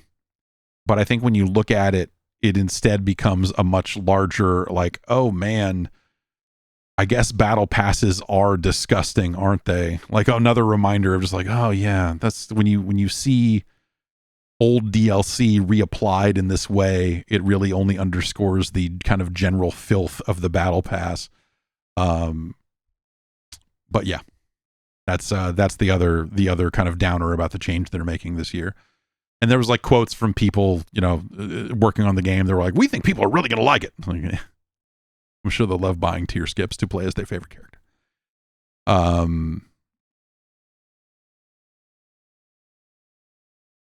Sean from Phoenix writes in and just asks, why does Nintendo talk like that?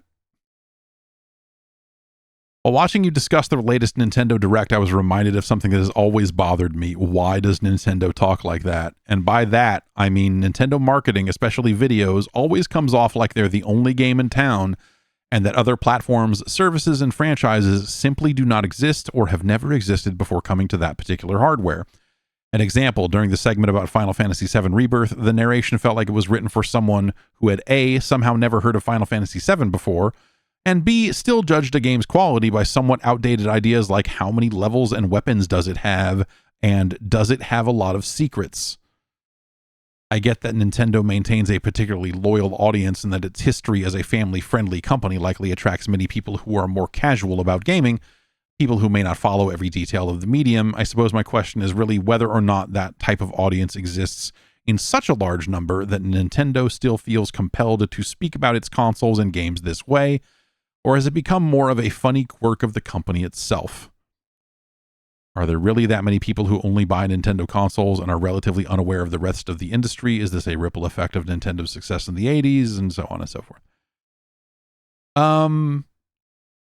I think it's just, Nintendo is kind of always thought of itself as separate in some ways. And I think that, like a lot of people out there think of it that way as well. It's not necessarily, if you think about it, like the audience for a Nintendo Direct is probably an audience that is relatively plugged into video games in a general sense. And so they're going to be people who know what a Final Fantasy VII is. But Nintendo is just kind of always built the way they're built, and they've always written their copy the way they've written it, or in a general sense. And so I think it just sort of is probably largely force of habit. Also, I think it's in some cases, it's like you don't want to write about the game in context of like, hey, you've heard about this somewhere else and now it's finally coming here 9 years later or whatever. Like, that's not exciting. So that can't be the focus of your copy. It's got to be, hey, this thing's coming out to Nintendo Switch. And so they've got to play up the positives in these cases where they're getting a game much later than other platforms did, like Final Fantasy VII and some of this other stuff. And so I suspect that's a part of it as well. A lot of the stuff gets repurposed for things that appear on the console itself. They do have their own kind of news channel in there. And so I wonder if that has the ability to reach an audience of players that are maybe a little less plugged into stuff than the audience that would watch the Direct live. And so I think with putting the Direct on the home screen and exposing it to potentially that wider audience, they do have to think about like, what is our house style? How do we approach these games? And I think they have to approach them like they're new, because you can't just assume. There's no harm in over explaining this stuff, right? And so it's probably smart of them to not just assume that everyone knows everything about video games and like, oh, okay, your game's coming out here and it's doing this and it's whatever, right? So I think that's a big part of why they talk like that. And I think they have a lot of other things that are just like that kind of, when you refer to, Shags Magoo brings it up. It's like, this is like that NOA house style of referring to it as the Nintendo Switch 2 system, or putting the word game after game titles. Like, yes, you can get the Metroid Prime 2 game and the Nintendo Switch 2 edition add-on for game, the Final Fantasy VII Rebirth game. Yeah, I think that stuff is awkward, but at least it's consistent. I think they could stand to probably update it a little bit. I don't think they need to do. I don't think they need to say the word game after the name of the game. I think anyone engaging with this content would probably be able to parse that and what that means. Like, oh, you're not talking about a movie? Like, oh, this isn't a console? What is this? Like, people are not that dumb. We live in a world full of weird electronics and downloads, and people are used to that stuff. People download movies all the time. People music is streaming, like all that stuff. There's just a lot of, I mean, the world is in a very different place than when they started doing that sort of stuff. And, but I don't think they necessarily have like a great reason to update it as well. I do think that it makes sense for them to get excited about games coming to their platform. Something like like Final Fantasy VII Rebirth, and not just lean on being like, oh, well, this is an old game. You've heard about it already. I think that's something, like when I think about it now, I think Microsoft sometimes does that, when they were like, oh, Persona is coming to our platform. Like the fanfare they gave it was sort of in that context of like, oh, it's finally coming here, but you already know what it is. Like, they didn't necessarily explain why you would care. if you didn't already know. And that's probably smart on their part too, for the audience of people that is probably watching in some kind of Xbox presentation or whatever. Like it probably makes a lot of sense. But I think, Nintendo's marketing and Nintendo's way of doing things has always been a little different. And I think a lot of that does originate in kind of the Japanese style that they still have, right? I mean, the Japanese approach to things, their approach to releasing games, to choosing which games they develop or don't develop, like the way that they focus on their things, you are certainly left with the impression of just like, oh yeah, the people in Japan call the shots and the people in the US pick up the pieces, and it's always been that way, and I don't see any sign of that changing dramatically. Though, as more of the kind of old guard Nintendo folks reach retirement age, you do start to wonder, like, what are the things that will change about that company?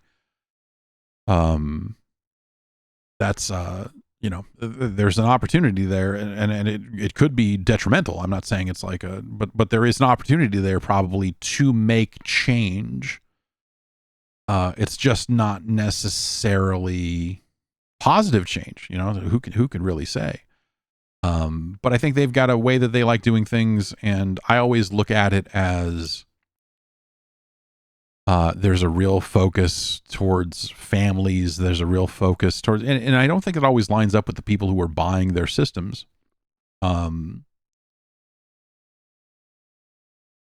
But they stay focused on, like, here's games for families, here's gaming for families, and we've got these new features and game share and chat, and we've put all this work into making them safe, and we've tried to do this, and that's why they look backwards and, ridiculous and behind the competition. Please understand. They're doing their things their own way because ostensibly they are thinking about it for a different audience.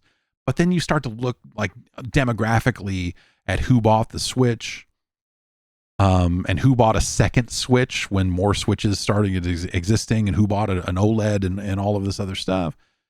I think the thing they ran into is that, a lot of those people are people that play games on multiple platforms. And maybe the second Switch became a hand-me-down to a younger sibling or a family member or something like that once the OLED came out. But I think the early adopters of the Switch 2, especially because it didn't come out at a holiday, I think a lot of the people that own a Switch 2 right now are probably pretty dyed-in-the-wool video game fans, who are relatively well-versed on what's happening in gaming. And, as this stuff all gets more expensive, like, it's only going to skew further in that direction. And so that's something I know over the years Nintendo has been concerned about. This idea of just like, hey, we're selling, the sales are great, but when we really break it down, are we reaching new players? Are we reaching new people? Are we reaching different people? Or are we reaching people who just want to buy our games and we don't sell them anywhere else, but everything else they're going to buy on someone else's system? And, some of that is regional, right? In Japan, that might not be the case as often, but here in the States, it may be that the Switch is perennially someone's second system because it's the only place where you can play Mario games. And sometimes I think they don't worry about that enough. Sometimes I think they don't worry about, like, expanding their horizons, that expanding their fan base, and reaching new players as much, right? And I don't know what the actual answer to that is. If I had a franchise or something that, I'm like, this is what Nintendo should be doing, like, I would tell you, but like, it's not Metroid Prime 4. It's probably not Rhythm Heaven, and maybe one of these games catches on the same way Animal Crossing did and does break through in a big way. And it's like, oh, but like, you can't always plan for that, right? And so you look at these franchises and you just go like, yeah, man, this stuff's awesome. Like, Splatoon's really great and it's really fun. Is it is that reaching players who, only play games? Is that reaching new fans of video games? Is Tamagotchi Life going to make this happen? Is this going to, and so it's like, it's this weird situation where like they're doing really great by a ton of metrics, but you look at it and go like, this is the sort of thing that I don't think you can sit on forever. Because if you aren't really thinking about that, if you aren't really thinking about like where's the next generation of fans coming from, how do we punch through? You can count on parents to try to like hand it down to their kids, and that'll work to an extent. The movies stuff is actually like a really intelligent way for them to presumably reach different people and different players who may then go on to buy a system and buy some games. And so, I think there's little efforts like that that probably do some of that work. But yeah, I don't know. That's when I talk about the current crop of Switch 2 games, like when you look at all the current first party lineup, and I say, yeah, this doesn't feel, something about this doesn't feel right. Like I said, it's not something you're going to necessarily see on a sales chart because we're still in the sweet spot. They're selling systems just fine. You've got people out there panicking that they need to buy one before the prices go up. You've got, I saw a bunch of pictures of Sam's Club blowing out Mario Kart bundles for like $375, which seems crazy. But that's not a widespread sale or anything like that. But like, that's a damn good price. Get another Switch 2. I don't even know if there's a Sam's Club near here. But like Nintendo has really been good about doing, about finding those multi-generational games that reach so many different age ranges and that anyone can enjoy them and all of that sort of stuff. And it doesn't feel like they're there with what they've got right now and what they've got coming up. And so all the stuff's selling really well, but something about it feels a little hollow to me. As someone who has been looking at that stuff for a very long time. So yeah, I don't know.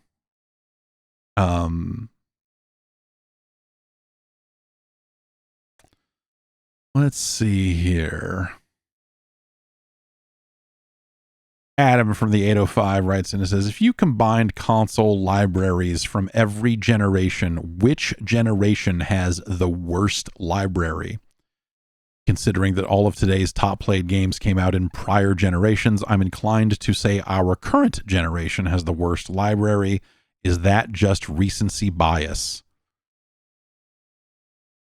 Who has the best library?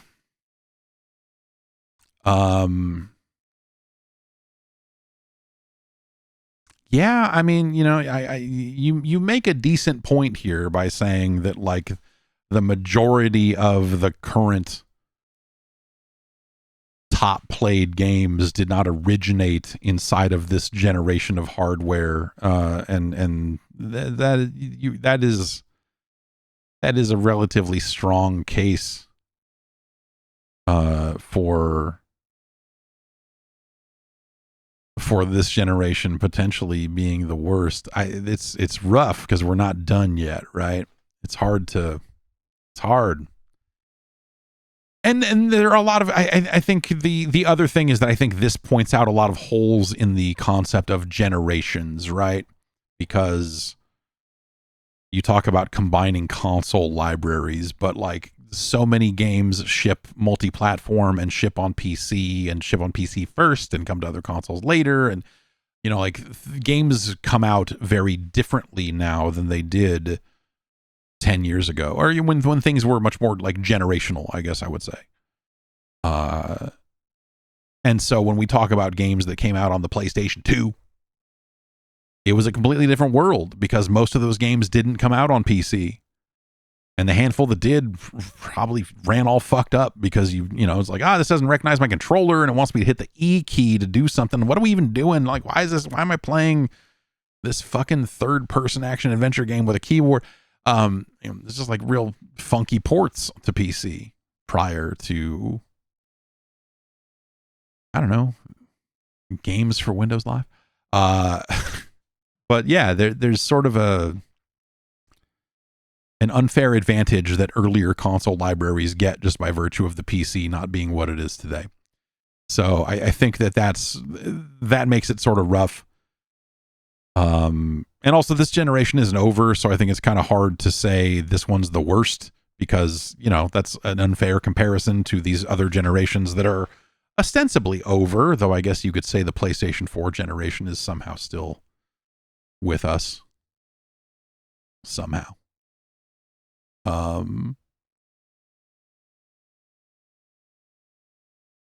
But yeah, what is the worst? I mean,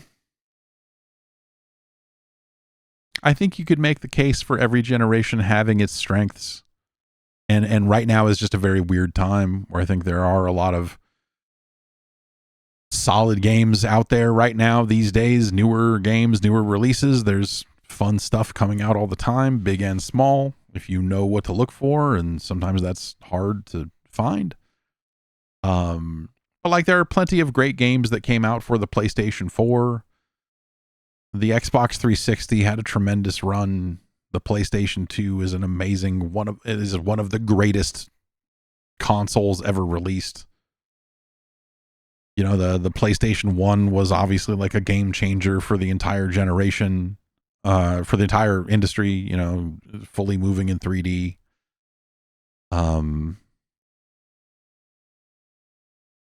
And so if we're looking at generations that are completed and what was the worst generation, is it the Atari 2600?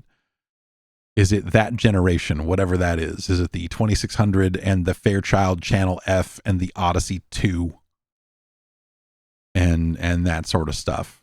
You could argue that those are a lot of landmark video games. I mean, Pitfall came out for that fucking thing, right? It's hard to shit on it too much.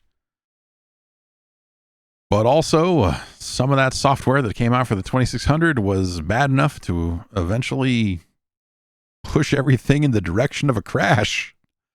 So I guess I'd say maybe that kind of by default has to be considered the worst.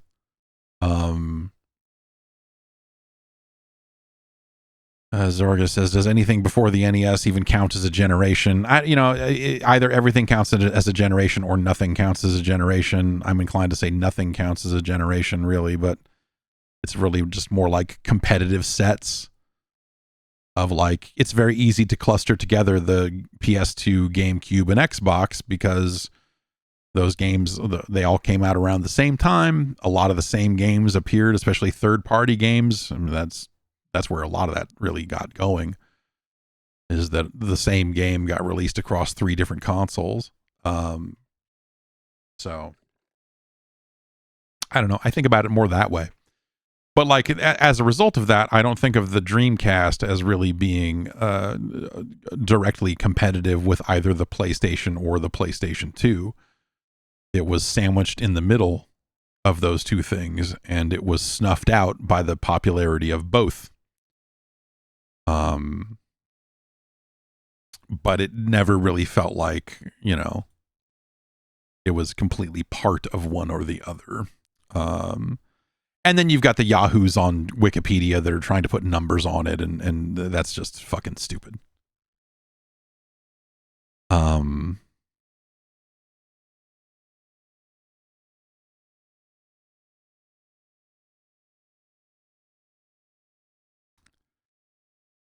Ian from Norway writes in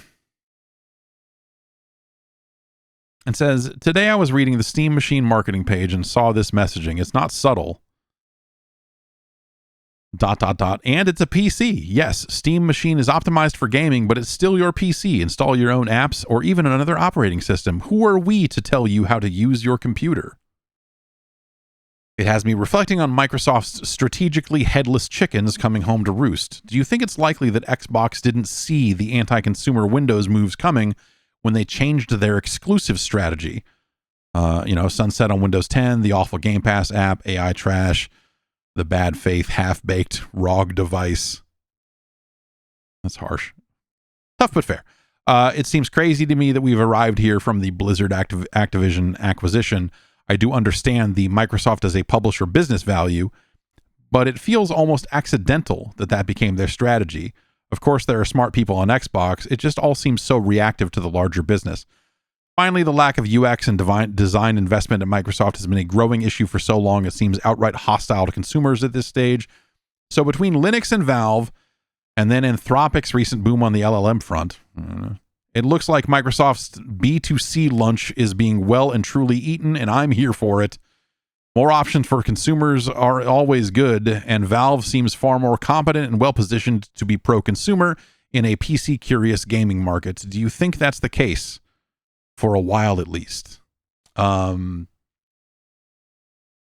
a lot to unpack there, right? But I think that, increasingly it looks like the Xbox division is just getting tossed around uncaringly by the whims of the larger business. That's not to say that every single decision the Xbox team has been making on their own floor has been stellar.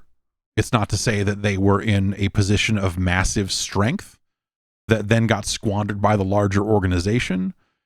But yeah, I guess to some extent, they acquired Blizzard and Activision, and that gave them, some more stuff to play with and more stuff that could have helped build Game Pass or something like that. And then, they were basically already going down this road of having to make things multi-platform for antitrust reasons. And so in buying Call of Duty, it suddenly was like, oh, well, right, we can't take Call of Duty off of PlayStation. That's it's bad. It's terrible business. We would sink the entire Call of Duty business. We would give all that, percentage share of market to someone else who would come in and produce some kind of similar product that does exist on PlayStation, which would inherently weaken the strength of Call of Duty on Xbox because some other multi-platform product would come and fucking take up the slack. I think that, so some of that is natural, right? You look at it and you're like, well, of course we have to keep releasing this game on PlayStation because it would be dumb to do so. And then from there, it's a hop, skip, and a jump to say, like, dude, if we're not holding back Call of Duty, why would we hold back Forza? Why would we hold back Indiana? Why would we hold back any of these games? Because none of them have the selling power of Call of motherfucking Duty. The weakness in this year's maybe weakness in the franchise aside. And so I think it's very easy to see how they would get to this point by, honestly, with relatively holistic reasonings, right? Of like, oh, okay, it makes sense if we're going to do this, it makes sense for us to do this. And also the Xbox Series X is not necessarily burning up the sales charts and, this and that. Like, they had a bad pandemic for shipping games. Whereas I think Sony weathered that storm a little bit better, or rather pushed that storm off a little bit further to where now we're in the middle of their version of the storm, right?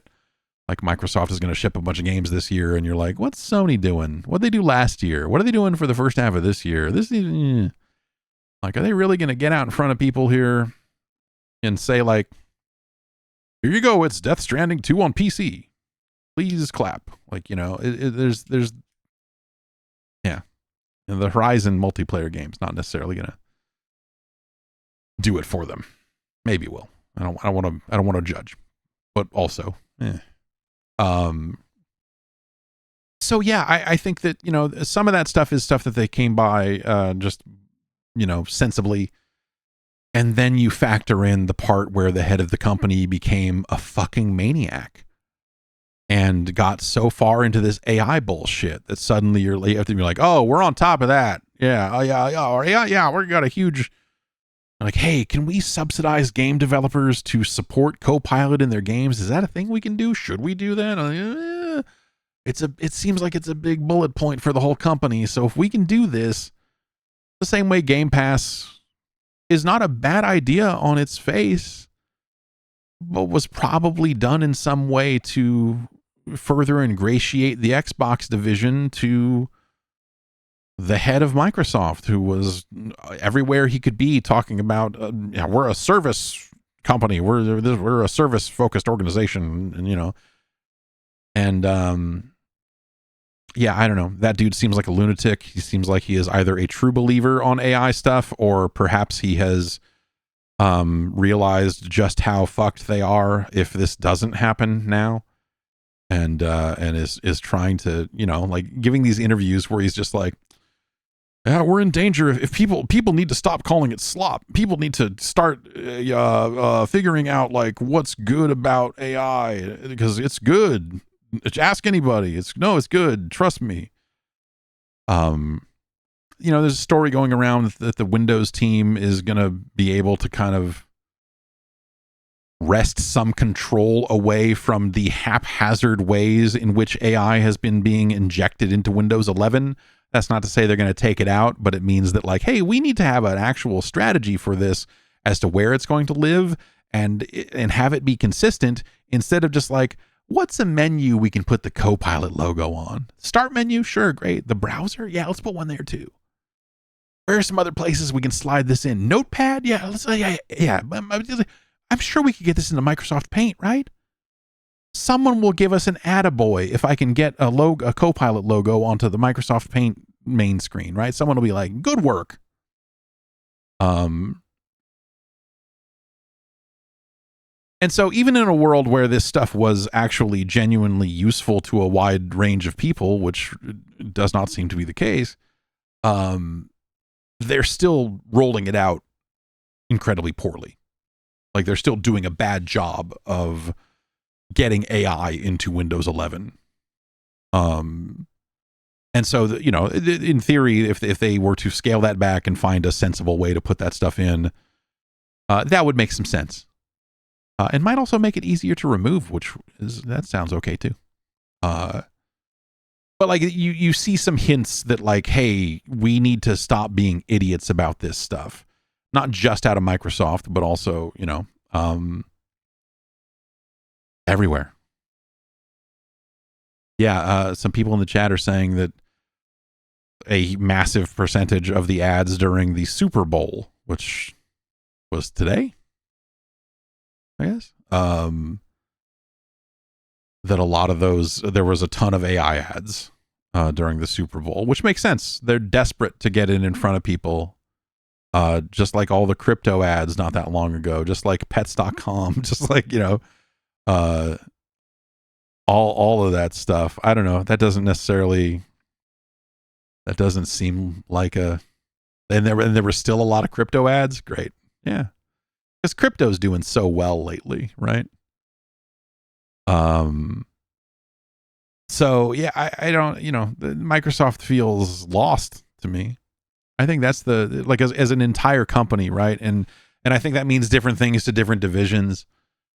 And I think there are things when you hear about what the Xbox division seems to be going into, you know, like I've tried to look at it, and you know, I bought this ROG Ally, and it's not a good experience. But it's also not theirs. It's a partner device, right?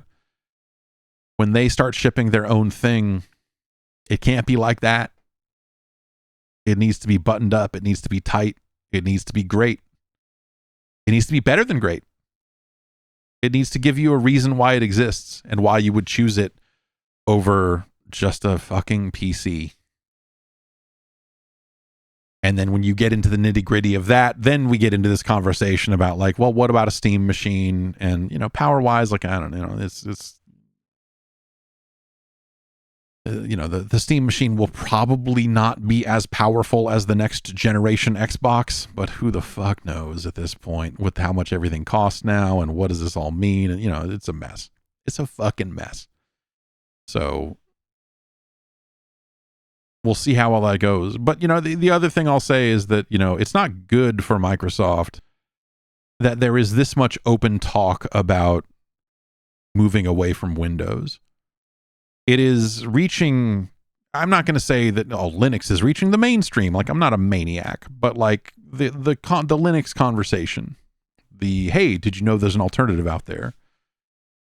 That sort of information is getting out to more people than it used to. And I think there are people who are receptive to that message. There are people who are, you know, using computers today that are just like fed up with fucking Windows 11. I think a lot of people who use computers really only use a web browser and a handful of very basic apps that you could absolutely do on a Linux machine, no fucking problem. Today, right now, for the past several years, even that stuff is very doable. And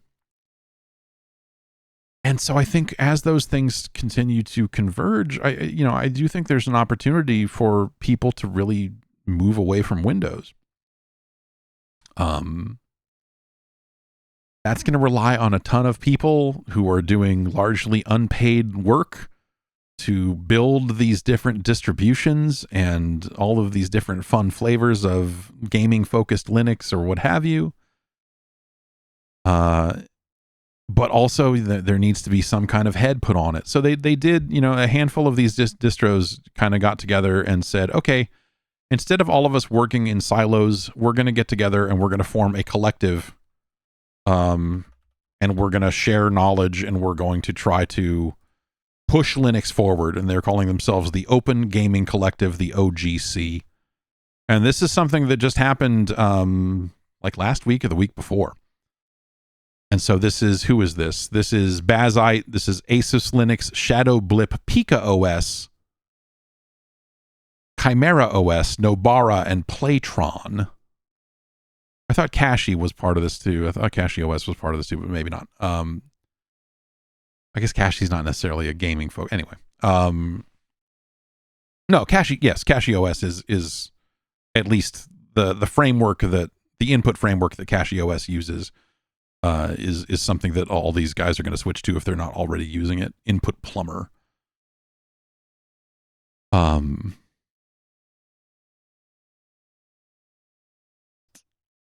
so the handheld edition of Cashy OS uses that as well. So that's great.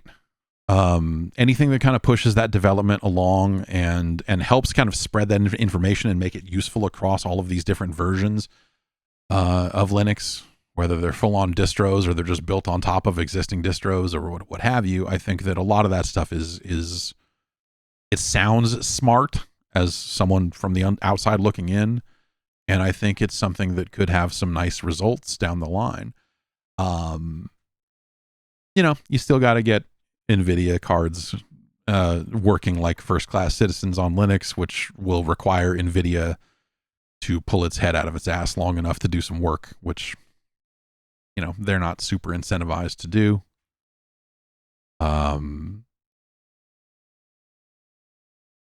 But maybe that's just another opportunity for AMD to come in and get some kind of weird market share along the way. I don't know. Yeah, there's again, it's a lot of decisions being made by a lot of different people, and you look at it, it's like that thing at the end of a tournament, when you go like, well, if this team, or the end of a season of a sport, and you go, if this team wins and this team loses and this team doesn't do better than this and this, then we get to go to the playoffs. Like, it's that sort of thing, both for Microsoft and for, I think, the future of Linux. Like, with Microsoft, it's a lot of like, if we can get Windows not running so fucked up, if we can create a much better full Xbox full screen experience while still having the freedom of a PC, if we can make this interface completely navigable with a controller, even the things you use to update the OS and the other kind of nitty gritty things that still look like fucking Windows dialogues currently. Like, if we can do this, if we can do that, then we will have a product that we can put in front of the mainstream audience and see if they care. Linux is kind of the same deal. It's like, okay, like right now, if you're a specific type of person with a specific type of hardware and a specific type of knowledge set, this stuff's amazing. Unless you try to play games like this that use anti-cheat, or games like this that do this, or if you have an NVIDIA card and you do this, or if you use an HDMI cable instead of a DisplayPort cable. There's like a lot of things that chip away at the Linux experience and change it from like, works great for me, to, oh God, what a nightmare. And so there's a ton of work to be done there. And if they can do this, and if they can do that, and if they can do that, it can line this up. And this, if this gets developed further along and these drivers get a little bit more mature, like, yeah, you can have something incredible. The thing I'd say about Linux is that it's just kind of exciting on its own. The Windows stuff is potentially interesting. It's just hard to put any faith in what Microsoft is doing right now on that front, which is a shame. I look at some of the software that they have coming up and you go like, yeah, man, Fable looks really interesting. And Forza Horizon is a pretty safe bet a lot of the time. You go like, oh, that game looks fantastic. And, like they've got software coming up. They'll eventually announce a date for Gears, right? Like Gears will come out this year. They'll do that Halo campaign thing, which, I don't know. I don't think that's the most exciting thing in the world, but it's cool that they're doing it. And it lays a foundation for them moving forward and all of that. So it's like they've got games coming up. But man, like no one wants to buy an Xbox Series X. No one's at this point, and no one's going to go buy an Xbox Series X for those games, which is good because they'll all exist on other platforms, or the majority of them will exist on other platforms. But it does put them in a bit of a sticky wicket. What do they do when they go to launch new hardware? How do they get people excited about it with how it's gone for them the past two generations now? Like the failure of the Xbox One is easy to look at and go like, oh, well, yeah, this happened, and the console was just kind of ass. Compared to the PS4, this was a worse experience visually. By the time the Xbox One X came out, it was too late. People had made up their mind. The Xbox Series X is not a bad machine at all.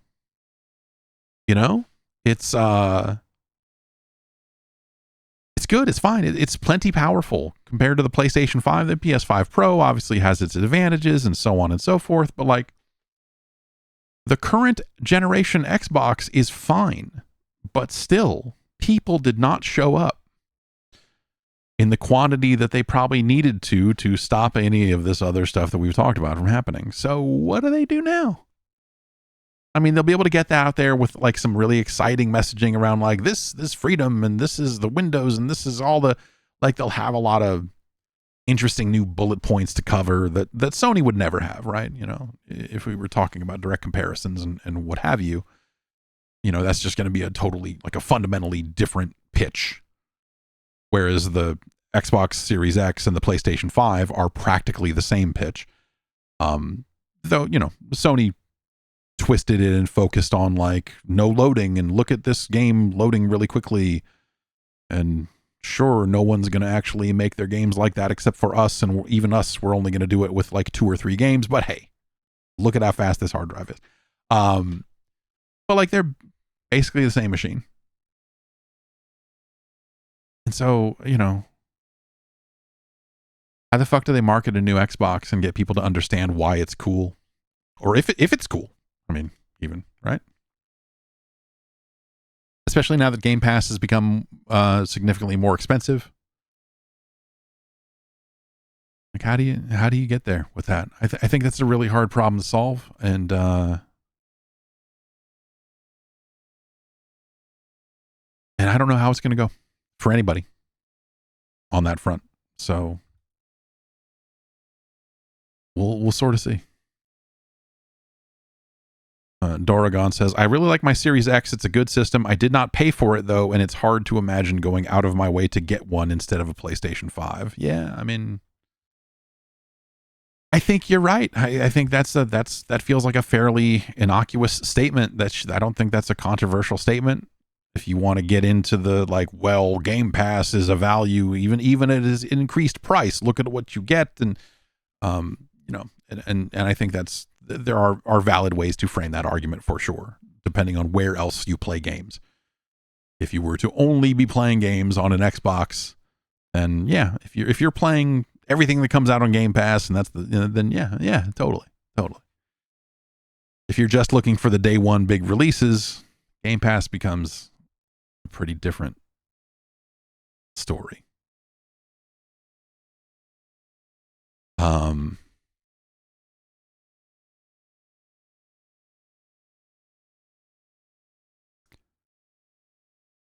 Daniel writes in, on last week's podcast, you talked about how you tend to play a game, finish it, and move on to the next game, and that's just how you play games.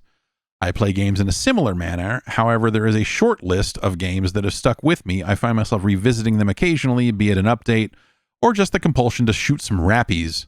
What, if any, games are on your list? And then Daniel provides his list. His list is Phantasy Star Online, World of Warcraft, Minecraft, Dyson Sphere Program, and an honorable mention to Arc Raiders, which seems like it might make the list, but only time can tell. Yeah. I mean, I have some games that I kind of go back to a lot. Super Mario Brothers Special has over recent years become a game I keep coming back to. Phantasy Star Online is a game that I wish I played a lot more of now.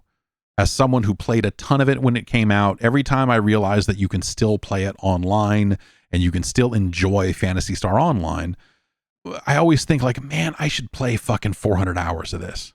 What the fuck am I doing? Why am I playing all these other games when I could be shooting fucking rappies and feeding mags?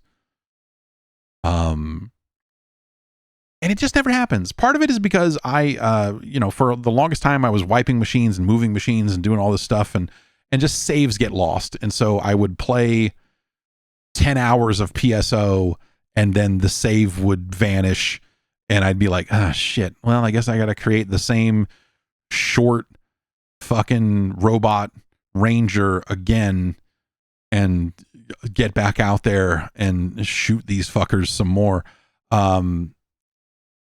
And then I do that, and then I play another 3 hours of it, and with a new character, and then a year passes by, and I lose that character and have to start all over again, and so I'm just really bad about that stuff. Now all that stuff gets backed up to a WebDAV server that I'm running here in the garage, and so the emulator automatically backs things up to that WebDAV server, and that's kind of cool. Of course, if I really wanted to get serious about PSO, I would instead stop fucking around with playing and emulating the Dreamcast version, and I would go download Blueburst and go play proper PC-ass PSO on a private server or something, which maybe I should do that. Maybe that's the actual answer. But the First Descendant has all these girls with the feet. No. I used to play Target Earth once a year or so. And I'm probably overdue to play Target Earth again. It's been too long since me and Rance have hung out. I go back to something like Minecraft every so often. That's usually like if I'm playing a bunch of Minecraft, it's because something is going wrong somewhere and I am feeling down about something and I'm like, I need to go dig a cave until I feel better about myself. But yeah, stuff like that, stuff like Trackmania, I kind of come back to here and there,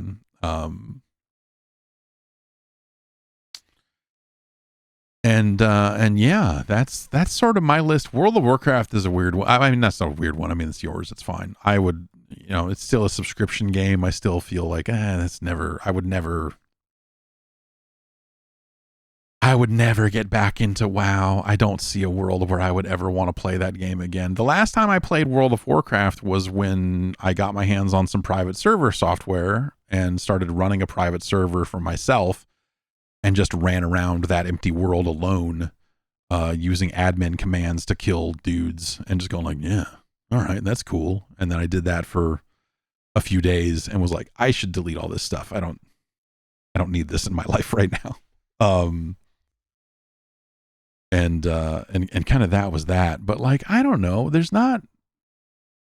for me, it's a lot of stuff that would run in an emulator. For me, it's like, I'm going to play a couple of games of Mr. Do. I'm going to play through Smash TV again. I'm going to, enjoy a little van car. I'm going to play a couple of games of Moon Patrol or something, And so it's a lot of arcade games and stuff. It's stuff that you can just like play a couple of credits of it and be like, all right, cool. And move on and do something else. And just be like, I'm going to play through fucking Elevator Action Returns again, and then you play through it and you're like, yep. I don't have the desire, and this is something, you see a lot of people who stream old games on Twitch, a lot of them try to be good at the games, which that's an interesting idea. I don't know. I'll happily slop my way through. I'll happily dump quarters into it, especially now that they're fake quarters. Oh my god. And just like pump fake quarters into a machine until I finish whatever, you know. Like, oh, let's play Turtles in Time, and yeah, but to be fair, you know, I don't know if this is bragging or not, but that's how I played most of those games in arcades as well. It's like, yeah, I mean, Shredder hits you with one shot and turns you back into a regular turtle. It's fucked up. We need to put more quarters in this thing. What the fuck are we doing? Like, oh, we were walking along, and then Machine Gun Willie popped out and shot us with guns. I need to put more quarters into the Double Dragon machine. And don't even get me started about Gauntlet. Jesus. My arcade had you could pay them $20 per hour to play Gauntlet for an hour. When Gauntlet first came into the arcade, that was their big idea. And me and my dad did it. And then it was a good realization of just like, oh man, fuck Gauntlet. Holy shit. I mean, it's a classic. It's a great game, right? Right? But also, fuck this game. But yeah, it's stuff like that. It's like, oh, I'm going to play. Like, I was just thinking today I should play through Super Mario Land again because that's a fucking great game. You know, last year at some point, was it last year or was it the year before? And retro achievements have been really fun for this too, but like after years of having never finished it, after years of just kind of enjoying it for what it was and never really trying to be good at it, I actually did sit down and get every single retro achievement in Kirby's Pinball Land, which is a hell of a pinball game for Game Boy. The first Kirby game I ever owned or played. And I finished it for the first time in my life in 2024 from the looks of things. Wait. Yeah. And so I finally finished that game after all these years. Though some of these retro achievements, man, retro achievements have been around a lot longer than you think, because I have achievements that are on retro achievements that are 10 years old. I got 50,000 points in Kirby's Pinball Land in August of 2016. Time is scary. Time is absolutely terrifying. But yeah, so I, you know, like the retro achievement stuff is nice because it provides like a little guide to like, oh, well, yeah, here's a game that has retro achievements, and so maybe I should check this out, or maybe it's been a long time since I played this and I remember liking it, and let's just play a bunch of Devil's Crush. Or Bebe's Kids, you know, the hits. And so like that tends to be the stuff, like if I'm looking at old games to go back to, like sometimes it's stuff like that, but sometimes they're games that I have just never played before or have barely spent any time with or whatever. I was looking at Super Mario Maker 2 today because that cartridge has been inside my Switch 2 since like the day after launch. I took Cyberpunk out of it, put that somewhere, I don't know where that is, and put Mario Maker 2 in it, and that's just been in it ever since. And I keep thinking about going and playing more of that, but every time I play it, it's like the user created levels are not that fun anymore. I don't know, like the ones I'm getting or whatever, like I don't know what's left of that, but it's just not, I don't know, not super exciting every time I do try to go back to it, but I was thinking about it. Grant writes in and says, what happened to boxing games?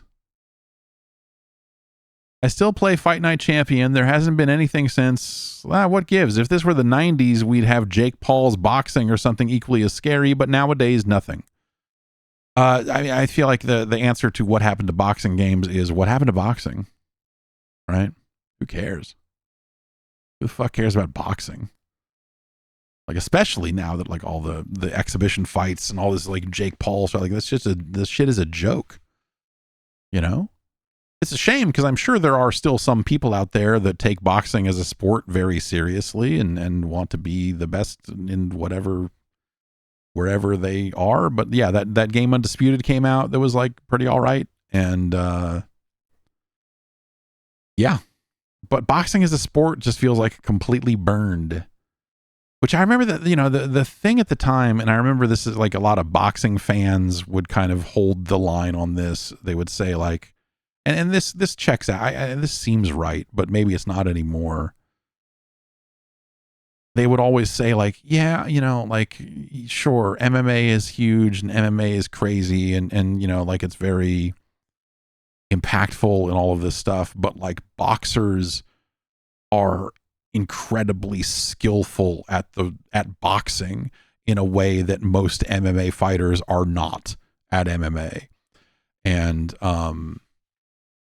that's, I don't know if that's still true or whatever. I feel like MMA is so homogenized now at the higher levels. Like it's something when you go back and watch Pride, like early MMA, turn of the century MMA felt like fucking real life Street Fighter. Like if you told me that Sakuraba could shoot a fucking fireball, I'd be like, yeah, I bet he fucking can, man. Like he can do just about anything else. Holy shit. And now it's just like everyone seems to learn the same basic, like, oh, and you got past the guard and you did this. And it's a lot better for video games, right? Because you only have to emulate some slight changes in the individual styles of the fighters, but they all kind of basically do the same stuff. Whereas like in the early days of it, Crave had to be like, I don't know what the fuck Gary Goodrich is going to do, but he's not going to do the same shit that fucking Chuck Liddell's going to do. So everybody's got to be like, they had to treat it like it was a fucking fighting game. Which is what made those early UFC games so fucking cool, is because they were just like weird Tekken.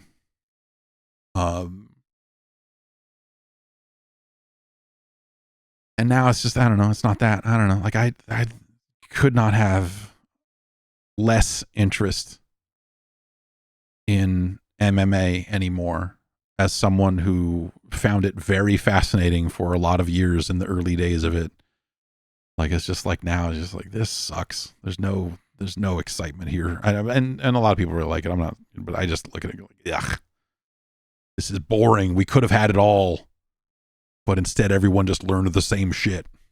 But boxing is just like, so like feels so far downwind of MMA and any of that other stuff now in terms of combat sports or whatever you want to call it. Like who are the big boxers? It literally, like, if you were making a boxing game at this point, you would have to fucking get fucking Jake Paul's scumbag ass in it, right? Like he's the only fucking name left in boxing that's like an active, yeah, like him, Tyson Fury, like, yeah, it's like but like in terms of like the name, it's probably that fucking guy, isn't it? Right?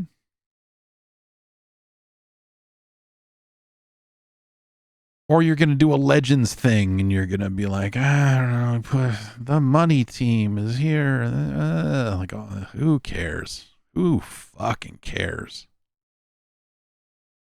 People in chat are saying boxer names and I'm just like, what are probably boxer names? And I'm just like, yeah, okay, I don't know. Like at a certain point in time, I could probably name 10 boxers that were like active competitors in boxing. And now like, and I was not ever a major boxing fan. It's that boxing was in the pop culture in such a way that you were like, oh yeah, no, I know about, Evander and Foreman and, like all these guys that are, and Foreman was certainly at the end of his fucking career. Or the early days of his new career as a grill man. But like the people that fought around Tyson, but even in the years just prior to Tyson, boxing felt like a much bigger deal, right? Sure, yeah, Roy Jones Jr. Yeah. There's a ton of fucking people that felt like that. Like, hey, there are a lot of boxers. A lot of it is shifted to Europe and the Middle East. I guess that makes some sense. It's just not, it's just not in American pop culture the same way it used to be. But I feel like MMA takes up a lot of that space now. So I might also say that I don't think I could name 10 current MMA fighters. If you wanted me to name ancient history MMA fighters, I could probably remember a guy for a while. I could remember a guy with you for some chunk of time. But like, I don't know. None of that stuff seems like it. Like the people who are into it, but it just doesn't seem like it matters the way it even used to.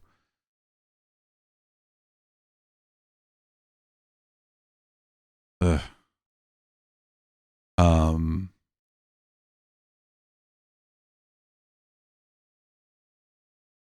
Let's see here. I think we got like time for like one more, if I can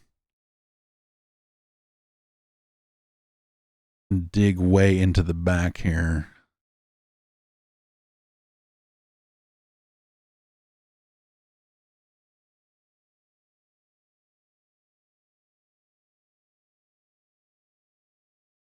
Alvaro from Cincinnati wrote in way back in July to ask, were the Tribes games considered good back in the day, or were they Quake? Also rants.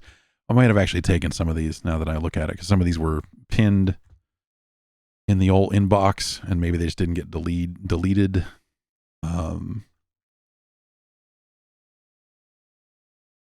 Nicholas writes in and says, do you think part of how Blizzard monitors how well new heroes in Overwatch are received is by how much hardcore pornography is made with them? I've seen online chatter about how the new heroes are hotter, and I know there is a lot of art of Marvel Rivals. Does Blizzard see that engagement as positive? You know, they would never tell you that. They would probably never come out and say, yes, we view that as positive, but I have to imagine the answer there is yes. Not necessarily that they are like monitoring Overwatch porn to figure out how popular their characters are, because, you know, if that was the metric, there's a lot of directions they could go even further in with their new heroes to juice those numbers. But in terms of that engagement being positive, I would roll all of that in with like cosplay and a lot of, you know, things that are not necessarily adult in nature. When it comes to, you know, just fan enthusiasm around individual characters and what have you, I think that stuff is good. The thing I would also say is I bet there's a decent chunk of people who have engaged in that end of the Overwatch like fandom that don't necessarily play Overwatch, or at least don't play it to such a degree. Like, you could be hardcore into, I don't know, Mercy porn, whatever, you know, whatever, name an Overwatch character. Soldier 76. You could be way into looking at those characters and going, I want to see Roadhog fuck. It doesn't mean that you're investing in Overwatch. It doesn't mean that you're playing a lot of Overwatch. It doesn't mean that you are buying skins in Overwatch, right?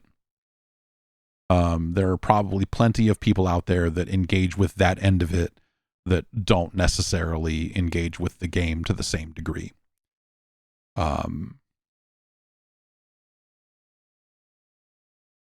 So it's an indicator, but it's probably not the most reliable or their leading indicator about how successful the game is at any given time.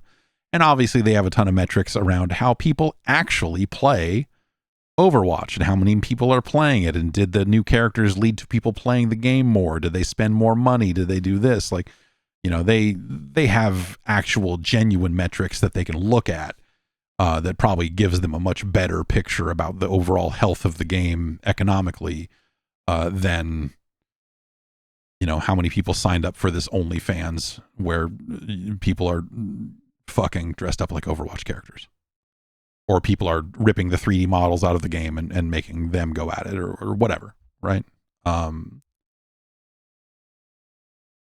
So yeah, I think that there's enough side doors into that sort of stuff that don't include playing or spending money on the game that it's probably not the best that they could do.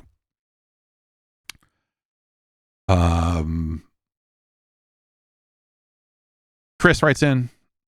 It says, ever since I saw the Rockstar Zero Fruit Punch energy drink top your ranking of energy drinks, I have been more or less addicted to it. That's probably not a good sign. But there hasn't been a single store in Canton, Ohio that has them in stock for probably going on 2 months. Do they still have them out west, or are they sold out everywhere? What did I specifically do to deserve this? Yeah, Rockstar in general, I've talked about this a few times, but like Rockstar in general feels like their overall shelf space is going down, and it's just getting harder to find Rockstar in stores these days. And I don't really know why. Just distribution changed, or the company that, you know, distributes Rockstar probably distributes some other energy drink that is doing better, and so they're doing, you know. And I think there's probably just a lot of stuff like that going on. I don't really know. You can order it directly. But yeah, Rockstar, yes, as John points out in the chat, Rockstar was sold to Celsius. And so I think at some point, yeah, maybe they just are focusing on Celsius, because Celsius was getting huge, like a whole cases in some of the 7-Elevens I was going to. It was ridiculous. And so that's probably what is happening, is that it's just not the focus, and it's just not getting distributed as well. You can still buy it direct from them, or, you know, I think Amazon or some other places like that. Oh, John says Amazon doesn't have Fruit Punch available anymore. That's criminal. We'll see. I don't know. I mean, hopefully they're not discontinuing it. I might say, if you're ready to step up to something scarier, C4 Ultimate Fruit Punch, if you can find that, is also quite good. But there may also be something of value in the notion of stepping back and stepping down a little bit, and not buying cases of high octane energy drinks all the time. Cycle on and off. I guess, if that sounds at all interesting to you. Yeah. Vico F says Seahawks won the Super Bowl. Any vibes off that? I don't. Nope. I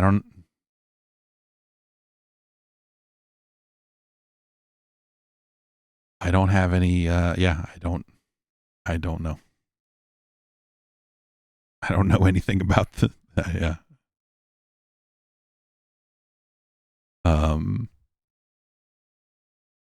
I thought the Super Bowl was next week for a while. I guess, yeah. I don't know. And then I found out, I think around the time the game was starting,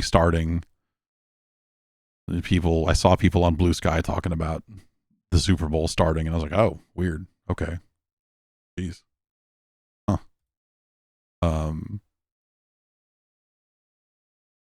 That's how much I follow football. So I don't know. Anyway, that's going to do it for me here. Thanks everybody for coming and hanging out, and watching the show. It may be Tuesday where you are by the time you're seeing this, but we had to record it on Sunday. So any news that happened between Sunday and Tuesday, I'll get to it when I can get to it. And yeah, I'm going to try to check in from the road if I can, and maybe post something over on the Patreon. You can go to jeff.zone for more information about the Patreon. Please do sign up. You get an ad-free version of this very program and additional stuff. There's a bunch of other stuff you get, as well as access to the Discord and all that other cool stuff. So do check it out, and thanks for your support over there. And yes, I will be out of town recording probably I think a couple of interviews at a minimum. I'm still kind of waiting to hear back on a couple of other things. Some stuff's coming together a little late, and I don't know if it'll happen or not. But a lot of it is I'm just going to go try to talk to people about the PlayStation 6 and see what's up and see what who knows what and when, and what's up with consoles, and what's up with the video game industry in general, and what are people going to do to, you know, get this haze off of it, or whatever. What are people doing to fix the game industry, and see what people have to say. about what the next 5 years might look like or whatever, right? I don't know. Anyway, take care, and I will see you soon.